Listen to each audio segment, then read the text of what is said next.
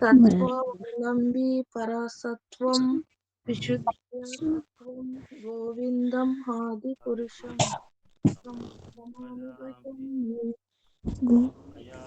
ఆనంద చిన్మయ రసాత్మకయ మనః యః ప్రాణినం ప్రతిఫలన్సు స్మరతం ఉపేత్య లీలాయతేన భువనాని జస్రం గోవిందం ఆది పురుషం తమామి భజామి. నామ్ని నిజ దామ్ని తలే చ తస్య దేవి మహేశ హరి దామస్యు తేషు తేషు ते ते ప్రభావ నిత్యయ नित्ययेन వితస్యేన भुवनादिपुरुषं గోవిందం ఆది పురుషం తమామి భజామి. సృష్టి స్థితి ప్రళయ సాధన सृष्टिस्थित्यप्रलयसाधनतिरेका ఛాయేవ चायेव యస్య भुवनानि భువన विवर्ति दुर्गा వర్తి దుర్గా नास्तिकमपि यस्य ఇచ్ఛాన్ రూపం అపి यस्तितिशा యస్య చ తిష్టతిస్య गोविन्दादिपुरुषं గోవిందం ఆది పురుషం తమామి భజామి. క్షీరం యథాహ దధి विकारविशेषयोगा విశేషయోగः सञ्जायते సంజాయతే न నాహి తతః पृथगस्ति పృథగస్తి యస్యోః యః जायते సంభూతమపి తథా समुपैति कार्यः సంభూతమపి యత్ गोविन्दं గోవిందం ఆది పురుషం తమామి భజామి. దశాంతరం అభ్యుపేత్య दीपायते దీపాయతే दीपायते నివృత్య హేతు सहेतुसमान् సమాన ధర్మ యస్తదృకేవ హి చ यस्तदृकेवाहितविस्मृतया విస్మృతయ విభాతి గోవిందం ఆది పురుషం తమామి భజామి. యః కారణాన్నవ జలే భజతి యోగ నిద్రం అనంత జగద్ అండ సార్వమకుపః आधारशक्तिमवाप्यपावकपूर्तिं गोविन्दं గోవిందం ఆది పురుషం తమామి భజామి. भजामि నిష్పత్తిత కళామకరం विश्वसिताफलमस्तबलं यः జీవంతి యోన విరజ జగదండనాథః जगदनाथ స యుగ యస్య కళా విశేషే గోవిందం ఆది పురుషం నమామి భజామి. భాస్వాన్నయతస్మాక సకలేషు నిజేషు తేజః स्वीयं స్వీయం ప్రియత प्रकटयति ప్రకటత్యాపి सद्वत्र సద్వత్ర ब्रह्मय బ్రహ్మయ ఏష జగదండ విధానకర్త गोविन्दं గోవిందం ఆది పురుషం తమామి భజామి. యత్పాద పల్లవ యుగం నిలీయ కుంభ वन्दे ధ్వంసం रामतमये ప్రణామ తనహే तारकात्मजः కరుణాభిరాజః विघ्नान् विहन्ति విఘ్నహం जगत्त्रयस्य యుహంతం ఫలం అస్య జగత్త్రయస్య గోవిందం ఆది పురుషం తమామి భజామి. भूमि అగ్నిర్మహి గగన అంబు गगनमम्बुमरुदिश्च మరుద్దిశశ్చ आकाशात्ममनशेषु ఫలస్తతాత్మా మనసీత జగత్త్రయాణి भवन्ति యస్మత్ भवन्ति భవంతి क्षयन्ति భవంతి విశంతి హ్యం చ గోవిందం ఆది పురుషం తమామి భజామి. యచ్చక్షురేషు సవిత సకల గ్రహణానం రాజా సమస్త సురమూర్తిరశేష తేజః యస్య జ్ఞః రమతి సమృద్ధి కళాచక్రో గోవిందం ఆది పురుషం తమామి భజామి. ధర్మేత పాప నిశ్చయః సుతత పాపి బ్రహ్మది గీత ఉపతాగపత్యశ్చ జీవః యదత్ర మాత్ర విభవ ప్రకట ప్రభావ గోవిందం ఆది పురుషం తమామి భజామి.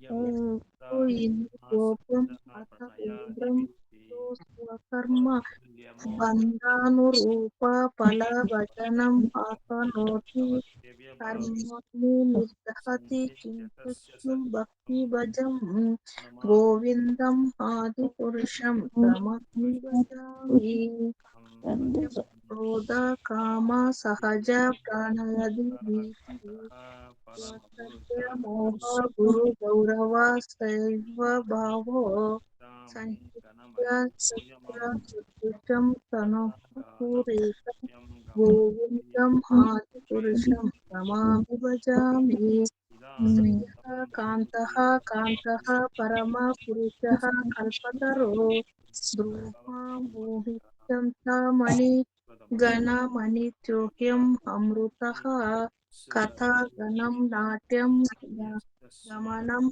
अपि वंशि प्रियसखे चिदानन्दं ज्योतिः परमपि तदस्वद्यमपि च कयत्र किरभिः प्रवति पुरभिदश्चोरजति न हि यत्रापि समः भजे श्वेतद्वीपं तम् अहम् इव गोलोकम् इतिहं विदन्तस्ते सन्तः क्षितिविरलचरः कतिपये ईश्वरः परमः कृष्णः कृष्णः सच्चिदानन्दविग्रहः सच्चिदानन्दविग्रहः अनादिर्भयो अनादि यो आदिर्गोविन्दः जय सर्वकारणकारणम् कृष्ण हरे हरे कृष्णा कृष्ण हरे कृष्ण कृष्णा कृष्ण कृष्ण हरे हरे कृष्ण हरे हरे हरे राम हरे राम हरे राम राम राम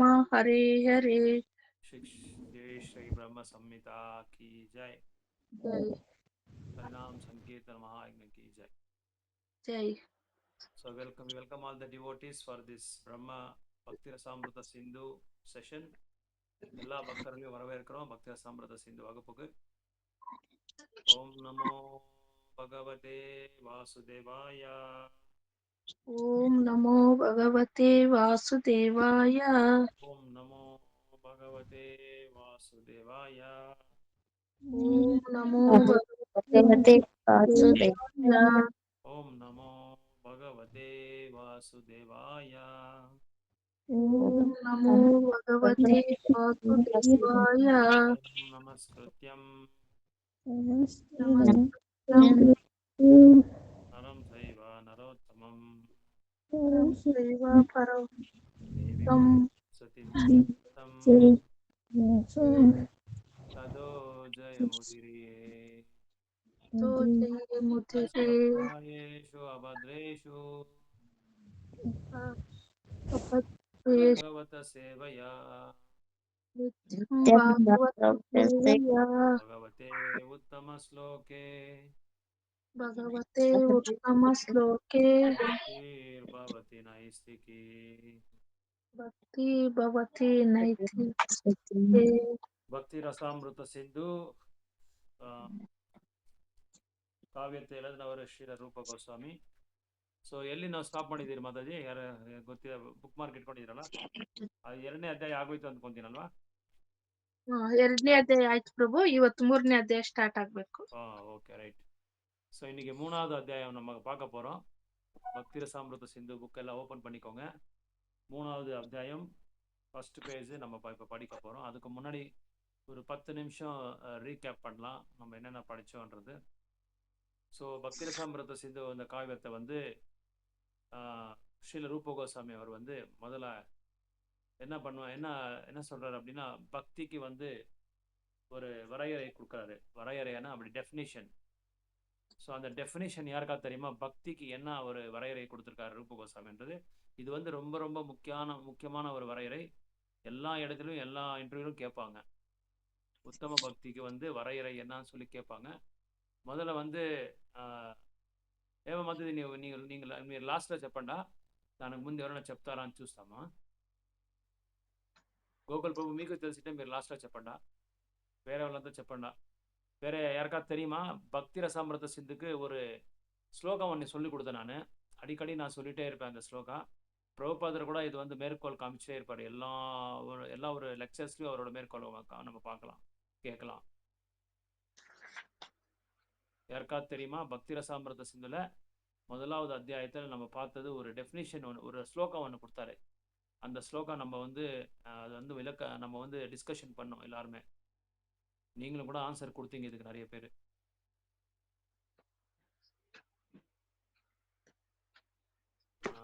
சுபாஷினி மாதாஜி, உங்களுக்கு ஏதாவது ஞாபகம் இருக்குங்களா?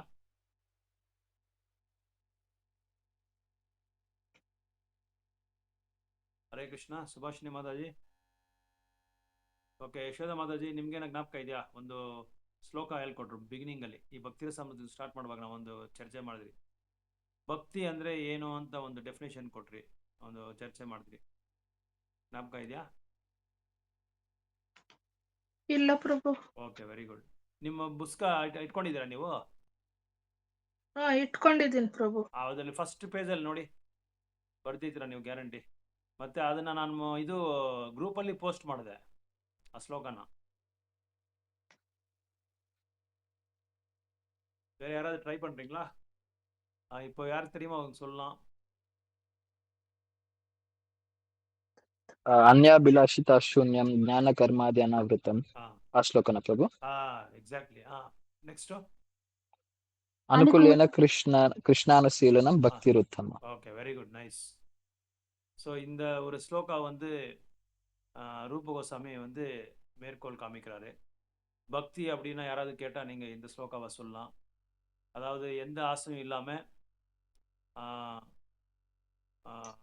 ஞான கர்மாது அனாவிருத்தம், ஞானம் உட்பட, அப்புறம் வந்து புலனின்பத்து உட்பட, அது வந்து அதுக்கப்புறம் வந்து சாதகமாக இருக்கிற கிருஷ்ணருக்கு சாதகமாக இருக்கிற பக்தி தொண்டு நம்ம செய்யணும். அப்புறம் வந்து ப்ரீவியஸ் ஆச்சாரியாஸ், அதாவது முன்னோர்கள், நம்ம முன்னோர் ஆச்சாரிகள் இருக்காங்களா, அவங்களோட பின்சொடையை வந்து நம்ம வந்து கடைபிடிக்கணும் அப்படின்னு சொல்லி இந்த இதில் சொல்கிறாங்க. அதான் உத்தம பக்தி அப்படின்னு சொல்லி சொல்கிறாங்க. சிம்பிளாக யாராவது பக்தின்னு கேட்டால் இந்த ஸ்லோகாவை நம்ம டக்குன்னு அப்படியே சொல்லலாம். அதனால தான் இந்த பக்தி ரசாமிருத சிந்து வந்து ரொம்ப உயர்ந்தமான ஒரு காவியம் இது. ಪ್ರಭು ಶ್ಲೋಕ ಹೇಳ್ರಿ ಪ್ರಭು. ಅನ್ಯ ಅಭಿಲಾಷಿತ ಶೂನ್ಯಂ, ಅನ್ಯ ಅಭಿಲಾಷಿತ ಶೂನ್ಯಂ ಜ್ಞಾನ ಕರ್ಮಾದ್ ಅನಾವೃತಂ ಅನುಕೂಲ್ಯೇನ ಕೃಷ್ಣಾನುಶೀಲನಂ ಭಕ್ತಿ ಉತ್ತಮಂ. ಉತ್ತಮವಾದ ಭಕ್ತಿ ಯಾವುದು ಅಂತ ಹೇಳಿದ್ರೆ ಯಾವ ಅಭಿಲಾಷನೂ ನಮಗೆ ಇರಬಾರದು. ಭಕ್ತಿ ಮಾಡಬೇಕಾದ್ರೆ ನಮಗೆ ಯಾವ ಅಭಿಲಾಷನೂ ಇರಬಾರ್ದು, ಯಾರ ಮೇಲೂ ಅನುಬಂಧ ಇರಬಾರ್ದು. ಜ್ಞಾನಿಗಳು ಕರ್ಮಿಗಳು ಮಾಡ್ತಿರಲ್ಲ ಅಂತ ಒಂದು ಭಕ್ತಿನ ನಾವು ಮಾಡಬಾರ್ದು. ಯಾಕಂದ್ರೆ ಜ್ಞಾನಿಗಳು ಭಗವಂತನ ಸಂತೃಪ್ತಿ ಮಾಡೋದಕ್ಕೆ ಅವ್ರು ಮಾಡೋದಿಲ್ಲ, ಭಗವಂತನ ಹತ್ರ ಒಂದು ಸೇರೋದಕ್ಕೆ ಅವ್ರು ಮಾಡ್ತಾರೆ, ಹೊಂದಾಣಿಕೆ ಆಗೋದಕ್ಕೆ ಮಾಡ್ತಾರೆ. ಮತ್ತೆ ಯಾವ ಭಕ್ತಿನೂ ಮಾಡಿದ್ರೂ ನಮಗೆ ನಾವೇನು ಮಾಡ್ಬೇಕಂದ್ರೆ ಫೇವರಬಲ್ ಆಗಿ ಮಾಡಬೇಕು. ಅನುಕೂಲ್ಯೇನ ಕೃಷ್ಣಾನುಶೀಲನಂ, ಕೃಷ್ಣನಿಗೆ ಅನುಕೂಲವಾಗಿರೋ ಭಕ್ತಿ ಮಾತ್ರ ನಾವು ಮಾಡಬೇಕು ಅಂತ ಹೇಳ್ತಾರೆ. ಅನಾನುಕೂಲ್ಯವಾಗಿ ನಾವು ಮಾಡಬಾರ್ದು. ಅಂದರೆ ಎಕ್ಸಾಂಪಲ್, ಈಗ ರಾವಣ, ಇದು ಕಂಸ ಏನು ಮಾಡ್ತಾನೆ, ಯಾವಾಗಲೂ ಕೃಷ್ಣನ ಬಗ್ಗೆನೇ ನೆನೆಸ್ಕೊಂಡಿರ್ತಾನೆ, எப்பொழுதுமே கிருஷ்ணரை பற்றியே நினச்சிட்டு இருக்காரு. ஆனால் எப்படி நினச்சிட்டு இருக்காருன்னா அன்ஃபேவரபுளா, அனானுகூல்யமாக அவர் நினச்சிட்டு இருக்காரு. அனுகூல்யமாக நினைக்கல, அனானுகூல்யமாக அப்படின்னா எப்படியாவது அவரை வந்து வதம் பண்ணும், கிருஷ்ணரை வதம் பண்ணும், அவர் இருக்கக்கூடாது, அந்த மாதிரி அவர் நினச்சிட்டு இருக்காரு. அந்த மாதிரி ஒரு பக்தி நம்ம பண்ணக்கூடாது, அனுகூல்யமாக நம்ம பண்ணோம் அப்படின்னு சொல்லி சொல்கிறாங்க. இதான் உத்தம பக்திக்கு ஒரு வரையறை, டெஃபினேஷன். அதுக்கப்புறம் அடுத்தது நம்ம என்ன பார்த்தோன்னா, பக்திக்கு 6 குணங்கள் இருக்குது அப்படின்னு சொல்லி பார்த்தோம். பக்திக்கு வந்து 6 முக்கியமான ஒரு குணங்கள் இருக்குது. தூயமான பக்தி தொண்டு யாராவது பண்ணால் 6 குணங்கள் வந்து அது வந்து இட் வில் அரோஸ் அப்படின்னு சொல்கிறாங்க, அது தானாக உத்பவம் ஆகும் அப்படின்னு சொல்கிறாங்க. அது யாருக்கா தெரியுமா 6 குணங்கள்?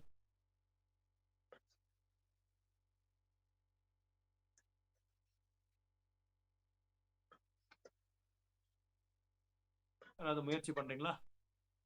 நிறைய தடவை இப்போ நான் இது நம்ம டிஸ்கஸ் பண்ணிட்டோம். தூயமான பக்தி கொண்டு நம்ம பண்ணா நம்மளுக்கு 6 குணங்கள் வந்து உத்பவம் ஆகும், தானா உத்பவம் ஆகும். உற்சாக, தைரியம், ಕ್ಲೇಶ, ಶುಭದ, ಕ್ಲೇಶಾಗ್ನಿ, ಕರೆಕ್ಟ್. ಶುಭದ, ಶ್ರೇಷ್ಠಾಗ್ನಿ, ಚೊಲೋಬ್ದ, ಮೋಕ್ಷ ಲಕ್ಷಿತ, ಸಂತಾನ ವಿಶೇಷ ಆತ್ಮ, ವೆರಿ ಗುಡ್. ಶ್ರೀ ಕೃಷ್ಣ ಆತ್ಮ, வெரி குட், கிருஷ்ண ஆத்மா. Very nice. ஓகே, எழுதிருக்கீங்களா மாதாஜி? நீங்க எழுதி வச்சிருக்கீங்களா? எழுதியிருக்கேன் பிரபு. Very nice, very nice. பாருங்க, எழுதுறதுக்குனால இது எல்லாமே நம்மளுக்கு வந்து ஞாபகம் வருது. கிளேஷாக்னி, அப்புறம் வந்து சுபதா, அப்புறம் வந்து மோக்ஷ மோக்ஷ லகுத்த கிரித், அப்புறம் வந்து லக் சுதுர்லபா சுதர்லபா சந்தாரானந்த விசேஷாத்மா, விசேஷாத்மா சந்தாரானந்த விசேஷாத்மா கிருஷ்ண ஆகர்ஷணா. தூயமான பக்தி தொண்டு நம்மளுக்கு வந்தா துன்பங்கள் எல்லாமே இல்லாம ஆயிடும். அதே மாதிரி மங்களகரமான விஷயங்களை வந்து நம்ம பார்க்கலாம் நம்ம பக்தியில. அது மட்டும் இல்லாம முக்தி கோசம் நம்ம வந்து தனிப்பட்ட முறையில வந்து முயற்சி பண்ண அவசியமே இல்லை. அது தானா பக்தி பண்ணும்போது, தூய பக்தி பண்ணும்போது முக்தி தானா வந்துடுது. அதனால பக்தர்கள் வந்து முக்தி கோசம் மோட்சத்துக்கோசம் என்னைக்குமே வந்து தனிப்பட்ட முறையில வந்து அவங்க வந்து அதை பத்தி சிந்தனையும் பண்றதுல முயற்சியும் பண்றதுல அது வந்து இது. அப்புறம் இந்த தூயமான பக்தி தொண்டு வந்து ரொம்ப ரொம்ப அருது. யாருக்குமே வந்து ஒரு கிடைக்காம ஒரு தூயமான ஒரு பொருள் இது. இந்த பக்தின்றது எல்லாருக்குமே கிடைச்சிடாது இது. ஸோ நம்ம எல்லாருமே நிறைய பக்தி தொண்டு பண்ணதுனாலதான் மறுபடியும் நம்ம வந்து பக்திக்கு வந்திருக்கோம். உயர்ந்தமான புண்ணிய காரியங்கள் செஞ்சு பாவங்கள் எல்லாமே அழிச்சு விட்டு அதுக்கப்புறமா பக்தர்களோட அந்த கருணனால அப்புறம் அந்த பின்பிறவையில செஞ்ச அந்த தூய பக்தி தொண்டுக்கு வந்து நம்ம வந்து இன்னைக்கு வந்து இதெல்லாம் கேட்கறதுக்கு ஒரு வாய்ப்பு, தொண்டு செய்யறதுக்கு ஒரு வாய்ப்பு, பகவானோட நாமத்தை சொல்றதுக்கு ஒரு வாய்ப்பு, சத் சங்கத்துல கலந்துக்கிறதுக்கு ஒரு வாய்ப்பு இதெல்லாம் கிடைக்குது அப்படின்னு சொல்றாங்க. அதே மாதிரி சந்தரானந்த விசேஷாத்மனா இந்த மாதிரி ஒரு ஆனந்தம் வந்து எதுலயும் கிடைக்காது அப்படின்னு சொல்றாங்க. ரொம்ப உயர்ந்தமான ஒரு ஆனந்தம், சம்பூர்ணமான ஆனந்தம் இதுல கிடைக்குது அப்படின்னு சொல்றாங்க பக்தி தொண்டு பண்றதுனால. அது அப்புறம் பகவான் கிருஷ்ணர் வந்து எல்லாரையும் வந்து அவரோட இதனால ஈர்ப்பாகிறாரு. எல்லாருமே வந்து ஆகர்ஷணம் ஆகிறாரு, அவரோட வசத்துல கொண்டு வராரு. ஆனா தூயமான பக்தி தொண்டுன்றது கிருஷ்ணரையே ஆகர்ஷணம் பண்ணுது அப்படின்னு சொல்றாங்க. இந்த 6 குணங்களை வந்து நம்ம பார்த்தோம். 2வது இதுல வந்து நான் பார்த்தோம், 2வது டாபிக்ல பார்த்தோம். அதுக்கப்புறம் 3வது என்ன, 2வது இது வந்து ஃபர்ஸ்ட் செகண்ட் சாப்டர்ல பார்த்தோம். 2வது சாப்டர்ல என்ன சொல்றாங்க யாருக்காவது தெரியுமா? 2வது சாப்டர், செகண்ட் சாப்டர், செகண்ட் சாப்டர்ல பல வகையான பக்திகளை பத்தி பார்த்தோம். எத்தனை வகையான பக்தி இருக்கு, அது எதுன்னு சொல்லி சொல்ல முடியுமா?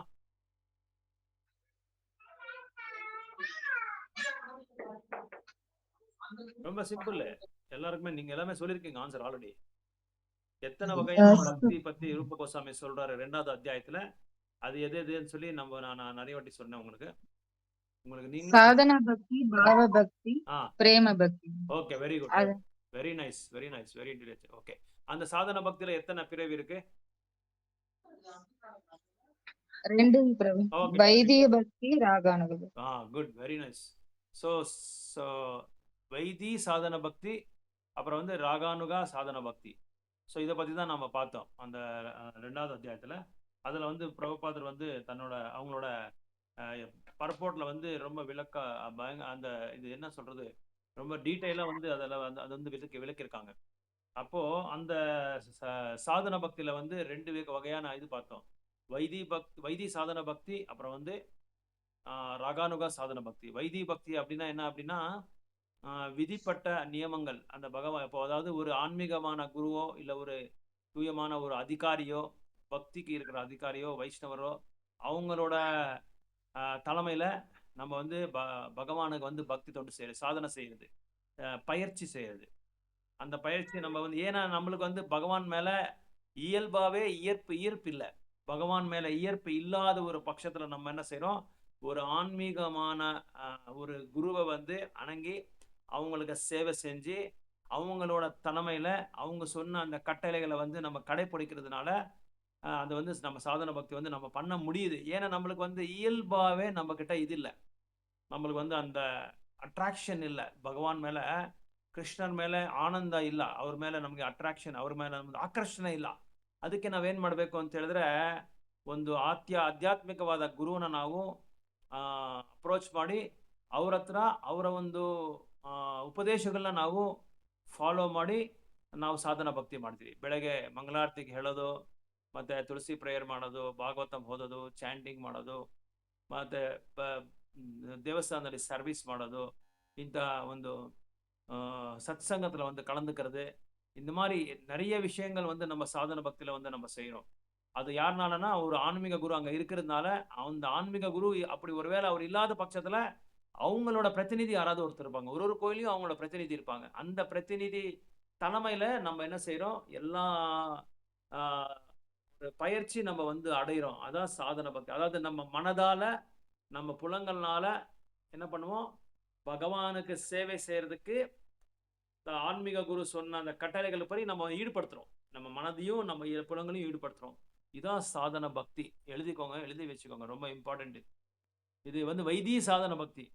அப்போ ராகானுகா சாதன பக்தி என்ன அப்படின்னா, நம்ம வந்து பகவான் மேல இயற்கையாவே நம்மளுக்கு வந்து அவருக்கு மேல ஒரு அட்ராக்ஷன் இருக்கும்.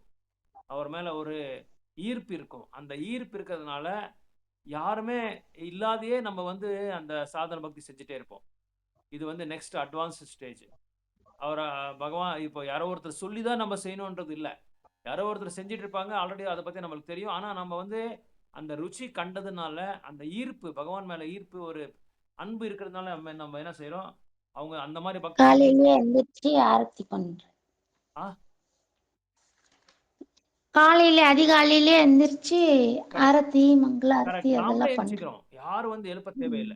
சில பக்தர்கள் எல்லாம் என்ன வேணும்? நெறைய பக்தர்கள் வந்து ஒரு பக்கத்துல இருக்கிற பக்தரோ, இல்ல எது ஆப்போசிட் ரூம்ல இருக்கிற பக்தர்களோ வந்து, "ஏய் மங்களாரத்தி ஸ்டார்ட் ஆகுது. இது எந்திரிச்சிடு எந்திரிச்சிடு" அப்படின்னு சொல்லி 4:30 மணிக்கு ஸ்டார்ட் ஆயிடுச்சு வாங்கன்னு சொல்லி அவங்க எழுப்பி விட்டா தான் அவங்க வந்து வருவாங்க.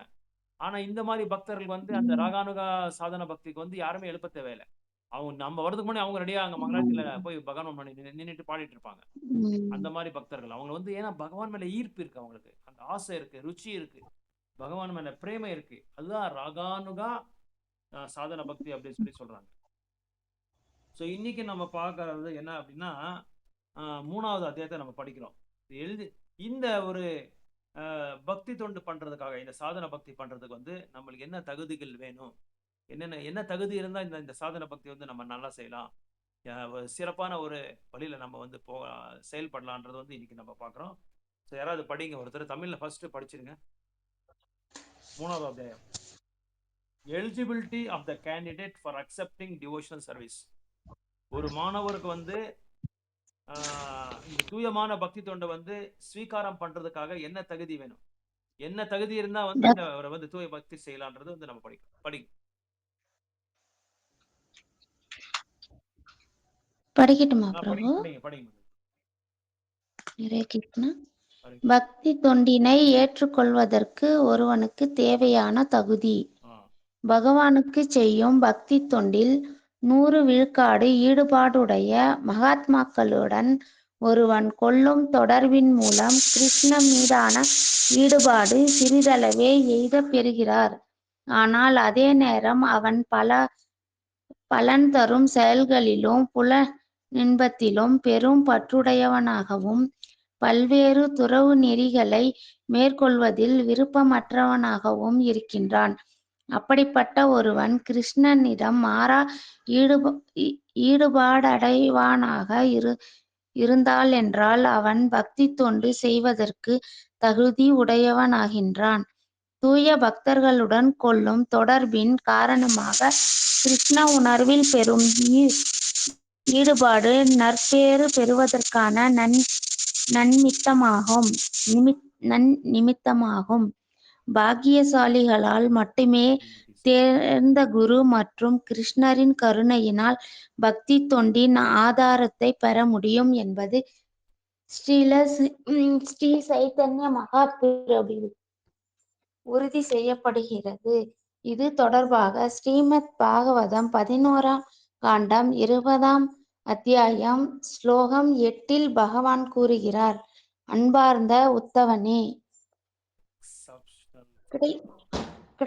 கிடைத்தற்கரிய நற்பேற்றினாலேயே சிலர் என் மீது ஈடுபாடுடையவராகின்றனர். ஒருவர் பலன் தரும் செயல்களில் முற்றிலும் பற்றற்றவனாக இல்லாத போதும் அல்லது பக்தி தொண்டில் முற்றிலும் பற்றுடையவனாக இல்லாத போதும் அதுபோன்று தொண்டு விரைவில் பலனளிக்கும் என்று பக்தர்களை 3 பிரிவுகளாக பிரிக்கலாம்.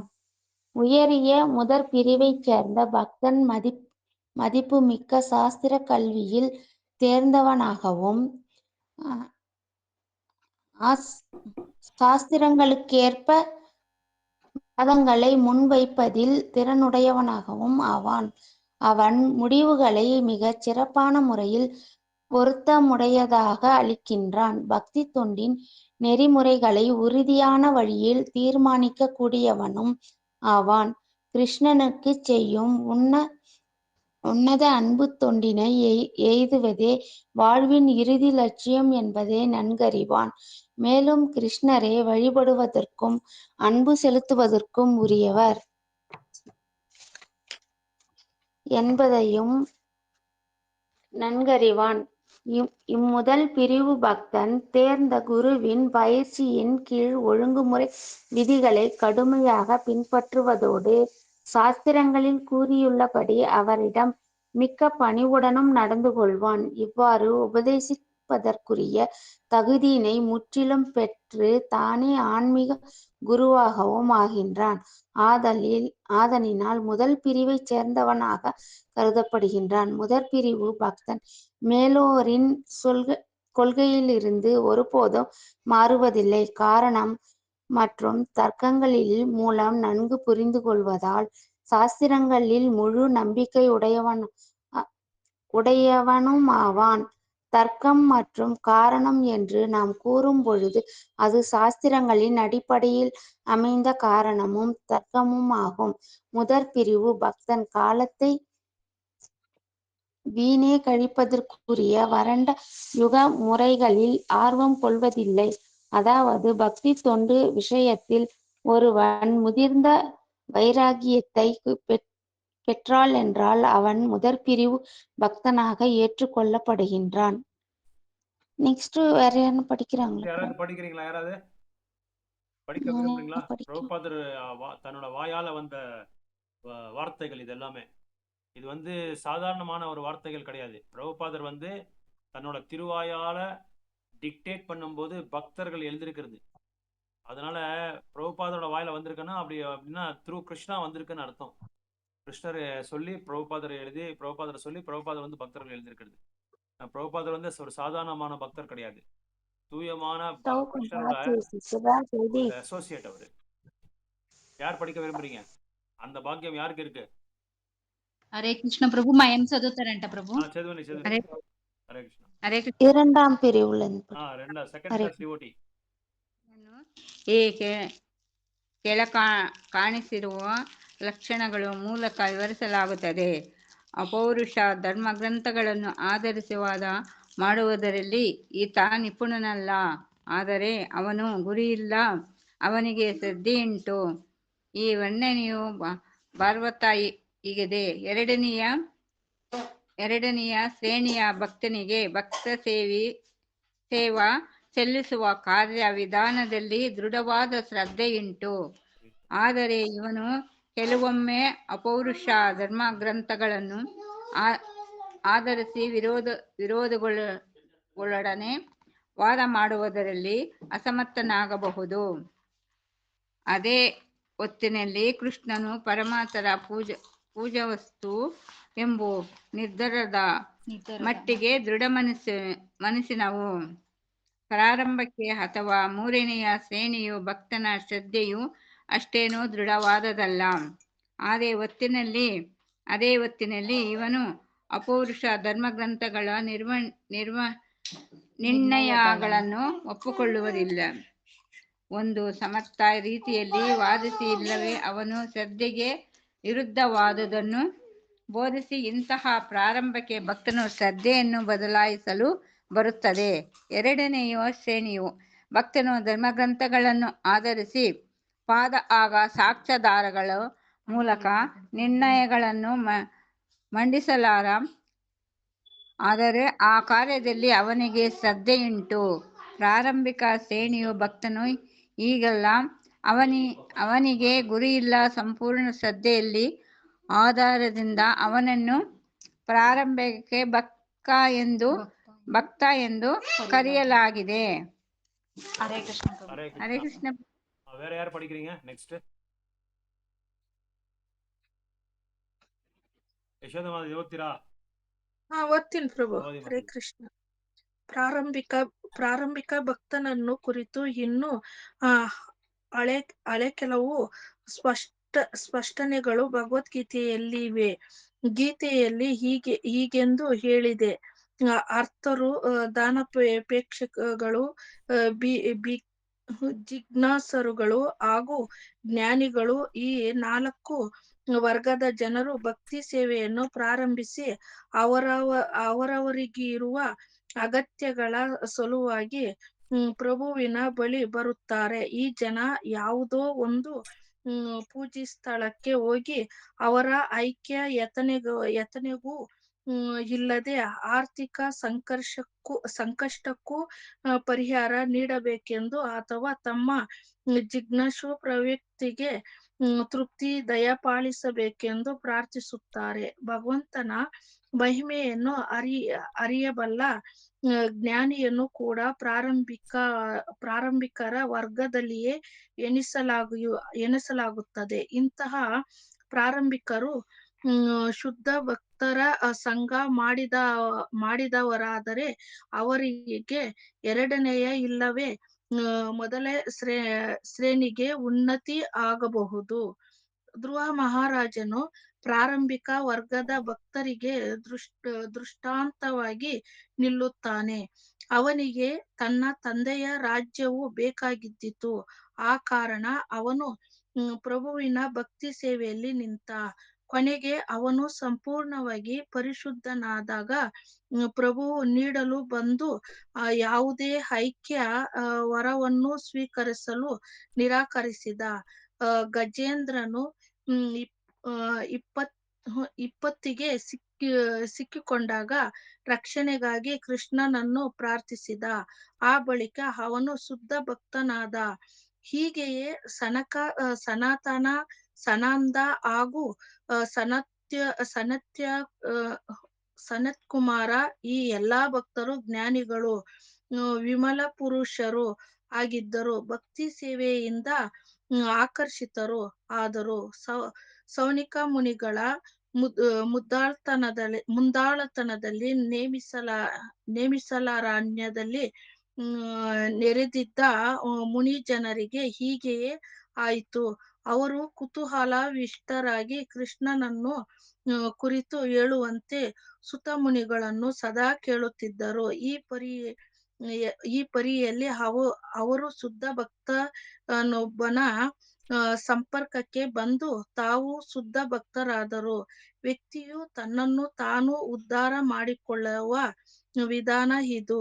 ವ್ಯಕ್ತಿಯು ಎಂತಹದೇ ಸ್ಥಿತಿಯಲ್ಲಿ ಇರಲಿ, ಶುದ್ಧ ಭಕ್ತರ ಸಂಘ ಮಾಡುವಷ್ಟು ಸುದೈವಿ ಅವನಾಗಿದ್ದರೆ ಅವನು ಬಹುಬೇಗ ಎರಡನೆಯ ಅಥವಾ ಮೊದಲನೆಯ ಶ್ರೇಣಿಗೆ ಉನ್ನತಿ ಪಡೆಯುತ್ತಾನೆ. ಓದ್ಲಾ ಪ್ರಭು ಮುಂದಕ್ಕೆ? ಇನ್ನೊಂದು ಪ್ಯಾರಾಗ್ರಾಫ್ ಓದಿ ಯಾರಾದರೂ.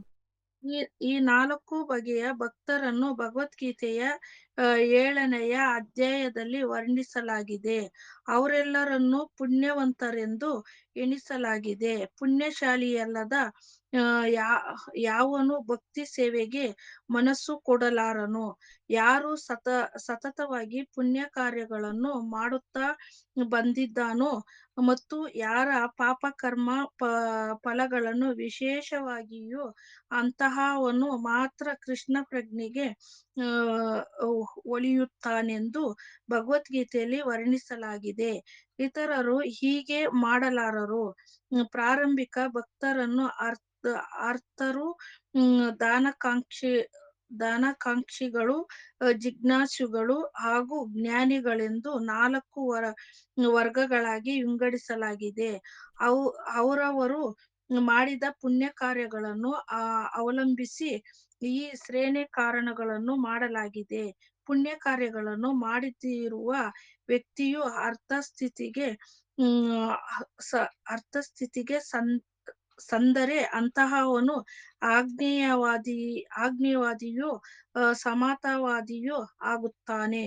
ಅವನಿಗೆ ಭಗವಂತನಲ್ಲಿ ದೃಢ ನಂಬಿಕೆ ಇಲ್ಲದ ಕಾರಣ ತನ್ನ ಅರ್ಥಸ್ಥಿತಿಯನ್ನು ದೇವರಲ್ಲಿ ನಂಬಿಕೆ ಇಡದೆಯೇ ಸರಿಪಡಿಸಿಕೊಳ್ಳಲು ಬರುತ್ತದೆಂದು ಅವನು ಭಾವಿಸುತ್ತಾನೆ. ಓಂ ಅಜ್ಞಾನತಿಮಿರಂಧಸ್ಯ ಜ್ಞಾನಾಂಜನಶಲಾಕಯ ಚಕ್ಷುರುನ್ಮಿಲಿತಮೇನ ತಸ್ಮೈ ಶ್ರೀ ಗುರುವೇ ನಮಃ. ಶ್ರೀ ಚೈತನ್ಯ ಮನೋಭೀಷ್ಟಂ ಸ್ಥಾಪಿತಂ ಯೇನ ಭೂತಲೆ ಸ್ವಯಂ ರೂಪ ಕದಾ ಮಹ್ಯಂ ददाति सपदान्तिकं वाञ्छा कल्पतरुभ्यश्च कृपा सिन्धुभ्येव च पतितानां पावनेभ्यो वैष्णवेभ्यो नमो नमः. हरे कृष्णा कृष्ण कृष्ण हरे हरे, हरे राम राम राम हरे हरे. ಹರೇ ಹರೇ. ಸೊ ಇಲ್ಲಿ ಶ್ರೀಲ ರೂಪ ಗೋಸ್ವಾಮಿ ಅವರು சாதன பக்தி ಮಾಡೋದಕ್ಕೆ, சாதன பக்தி பண்றதுக்கு என்னென்ன தகுதிகள் வேணும் ஒரு பக்தருக்கு, அப்பதான் வந்து அந்த சாதன பக்தி பண்ண முடியும். அந்த தகுதிகள் இல்லாம இருந்தா அவன் வந்து சாதன பக்தி பண்ண முடியாது அப்படின்னு சொல்லும்போது, ஒரு சாதன பக்தி செய்யற ஒரு உண்மையான ஒரு பக்தர், ஒரு சாதகர் வந்து பக்தரோட சாங்கியத்துல இருக்கணும் அப்படின்னு சொல்றாங்க. இப்ப நம்ம என்ன சாங்கியத்துல இருக்கிறோம், என்ன பண்ணிட்டு இருக்கோம், நம்ம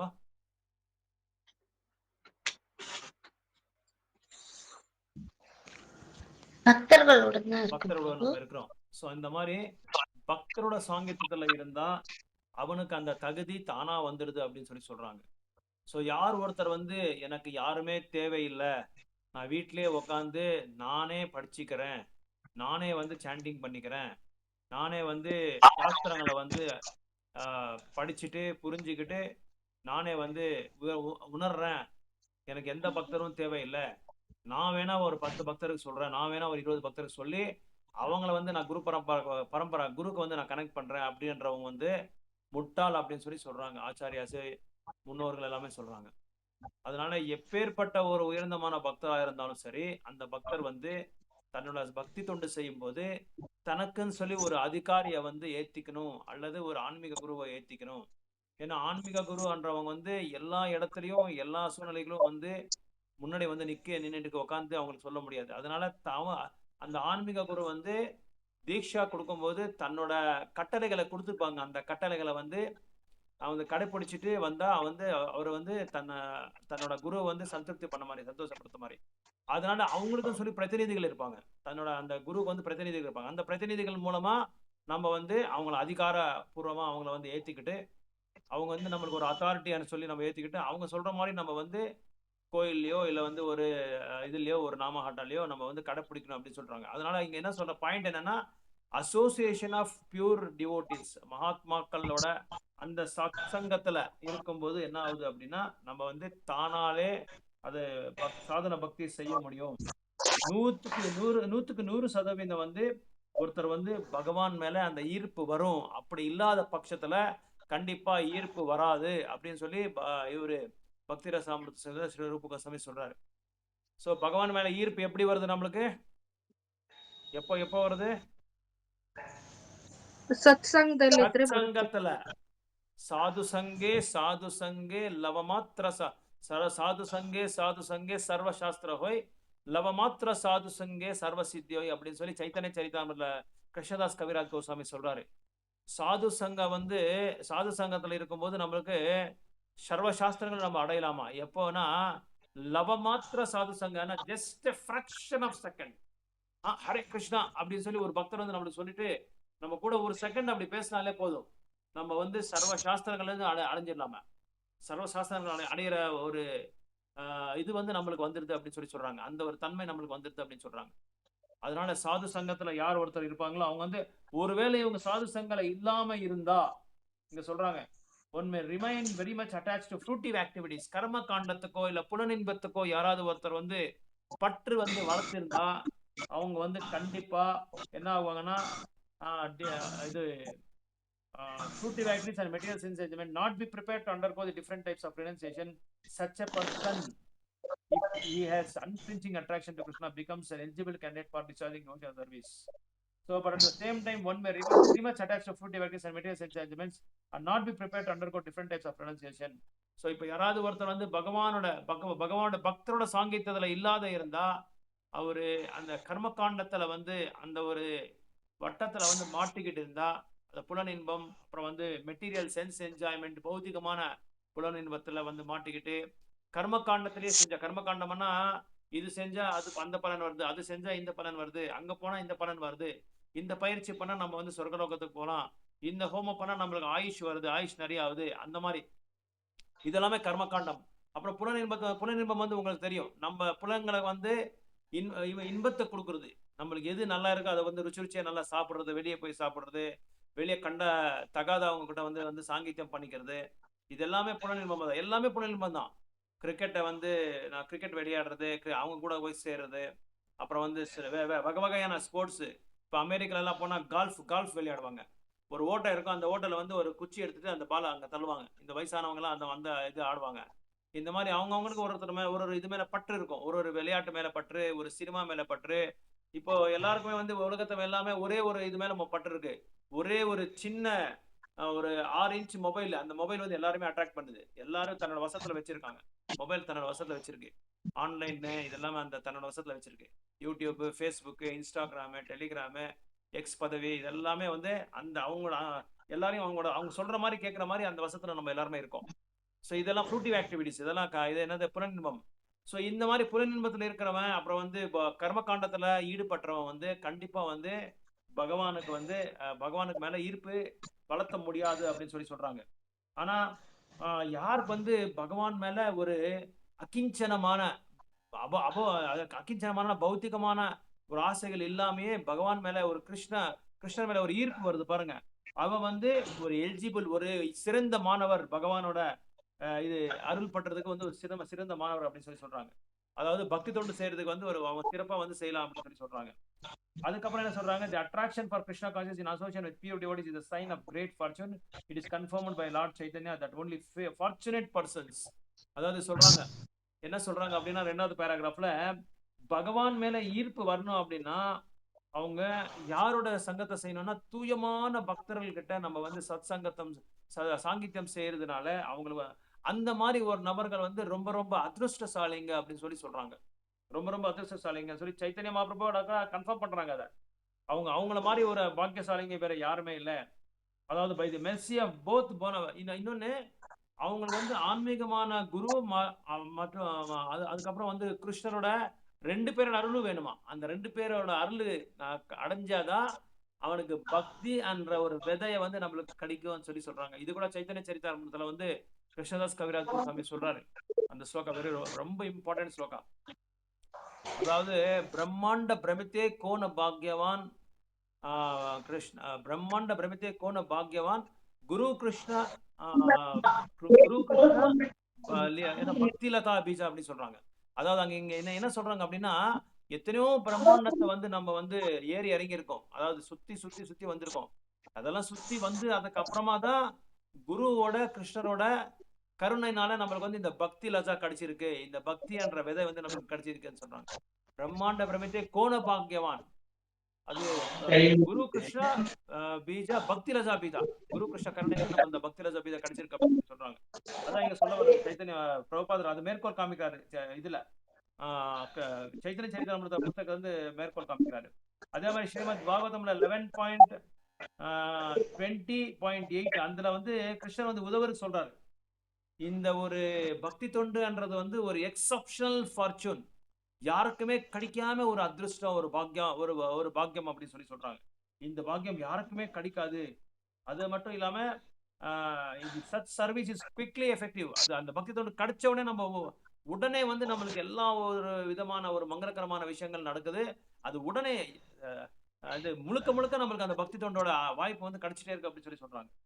ஸோ இதுல வந்து இந்த பக்தி தொண்டுல வந்து 3 வகையான பக்தர்கள் இருக்காங்க. First class devotee, second class devotee, third class devotee. எல்லாத்துமே இந்த மாதிரி பிரிவுகள் இருக்கும். ஸோ எல்லா பக்தர்களும் ஒரே மாதிரி இருக்க மாட்டாங்க, எல்லாரும் தூயமான பக்தி தொண்டு பண்ண மாட்டாங்க. இந்த பிரிவை பத்தி சொல்றாங்க. அதாவது உத்தமாதிகாரி, மத்தியமாதிகாரி, அப்புறம் வந்து கனிஷ்டாதிகாரி. இதெல்லாம் நீங்க பாகவதம்ல 11th கேண்டோல படிக்கலாம். 11th கேண்டோல நவயோகேந்திராசன் சொல்லி 9 யோகேந்திரர்கள், 9 தூய பக்தர்கள் என்ன பண்ணுவாங்க அப்படின்னா, நிமி மகாராஜுக்கு வந்து இது உபதேசம் பண்ணுவாங்க. அதுல கூட நீங்க பார்க்கலாம். ஸோ அந்த ஒரு செக்ஷன்ல வந்து நீங்க படிக்கலாம். அது 11th கேண்டர் பாகவதம் புக் தான் நீங்க படிக்கலாம் அதுல.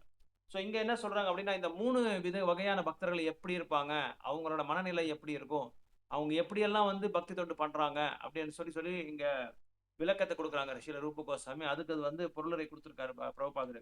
முதல்ல ஃபர்ஸ்ட் ஸ்ரேணி டிவோட்டி, ஃபர்ஸ்ட் கிளாஸ் டிவோட்டி எப்படி இருக்காங்க அப்படின்னா, அவங்க வந்து சாஸ்திரங்களை அடிப்படையில வந்து சாஸ்திரங்களை வந்து நல்லா அதை வந்து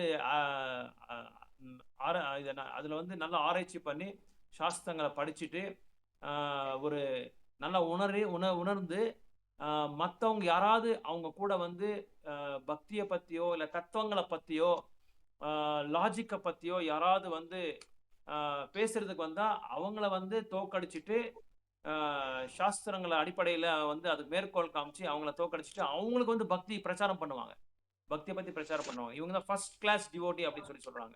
இவங்க நல்ல சாஸ்திரங்களை படிச்சிருப்பாங்க. எப்படி படிச்சிருப்பாங்கன்னா ஒரு தூய்மையான ஆன்மீகமான குரு கிட்ட அவங்களோட தலைமையில இவங்க படிச்சிருப்பாங்க. அவங்க தலைமையில படிச்சதுனால இவங்களுக்கு வந்து பகவான் மேல தூயமான ஒரு பிரேமை இருக்கும், தூயமான அன்பு இருக்கும்.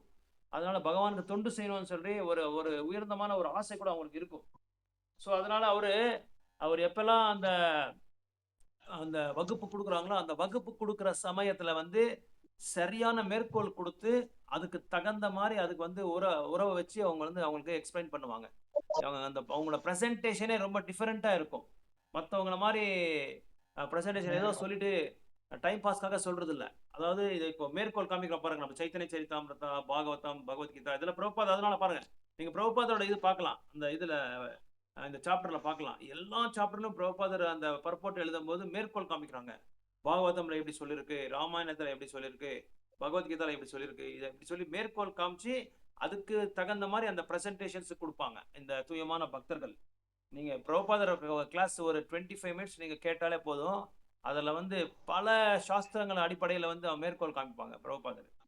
ஸோ அதே மாதிரி இங்கே அந்த ஃபர்ஸ்ட் கிளாஸ் டிவோட்டி என்ன பண்ணுவாங்க அப்படின்னா, he understand perfectly that the ultimate goal of life to attain the transcendental loving service of Krishna. அவருக்கு அந்த வாழ்க்கையோட உண்மையான குறிக்கோள் என்னன்றது அவங்களுக்கு புரிஞ்சிடுது.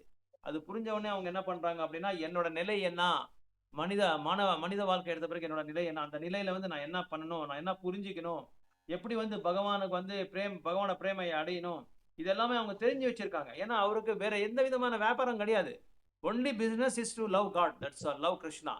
பகவானை வந்து பகவானோட பிரேமை அடையிறது அவங்க முக்கியமான ஒரு குறிக்கோள். இப்போ ஒரு கம்பெனிலும் வந்து ஒரு டார்கெட் கொடுப்பாங்க, அந்த டார்கெட் கொடுத்து ஒரு டீமுக்கு அந்த கொடுத்துருவாங்க, இந்த உங்க டீமுக்கு இந்த டார்கெட், இந்த டீமுக்கு இந்த டார்கெட். அவங்க என்ன பண்ணுவாங்க, வேற எது மேலும் கான்சென்ட்ரேட் பண்ண மாட்டாங்க. அந்த டார்கெட்ல என்ன கொடுத்துருக்காங்களோ, என்ன சப்ஜெக்ட் மேட்டரோ அந்த ப்ராஜெக்ட் பண்றவருக்கும் அவங்க வந்து தூங்குவது இல்லை. இந்த ஐடியில நீங்க பார்க்கலாம். அதே மாதிரி தான் பக்தர்கள் என்ன பண்ணுவாங்க, அந்த சப்ஜெக்ட் மேட்டர் என்ன, பகவான பிரேமை, கிருஷ்ண பிரேமையை, அந்த கிருஷ்ண பிரேமையை எப்படி அடையணும், அந்த இது மேல தான் அவங்க வந்து கான்சென்ட்ரேட் பண்ணுவாங்க. வேற எது மேலுமே கான்சென்ட்ரேட் பண்ணவே மாட்டாங்க. அப்படின்னு என்ன அர்த்தம்னா, இந்த ஃபர்ஸ்ட் கிளாஸ் டிவோட்டிஸ் வந்து எக்ஸ்பர்ட்டா இருப்பாங்க.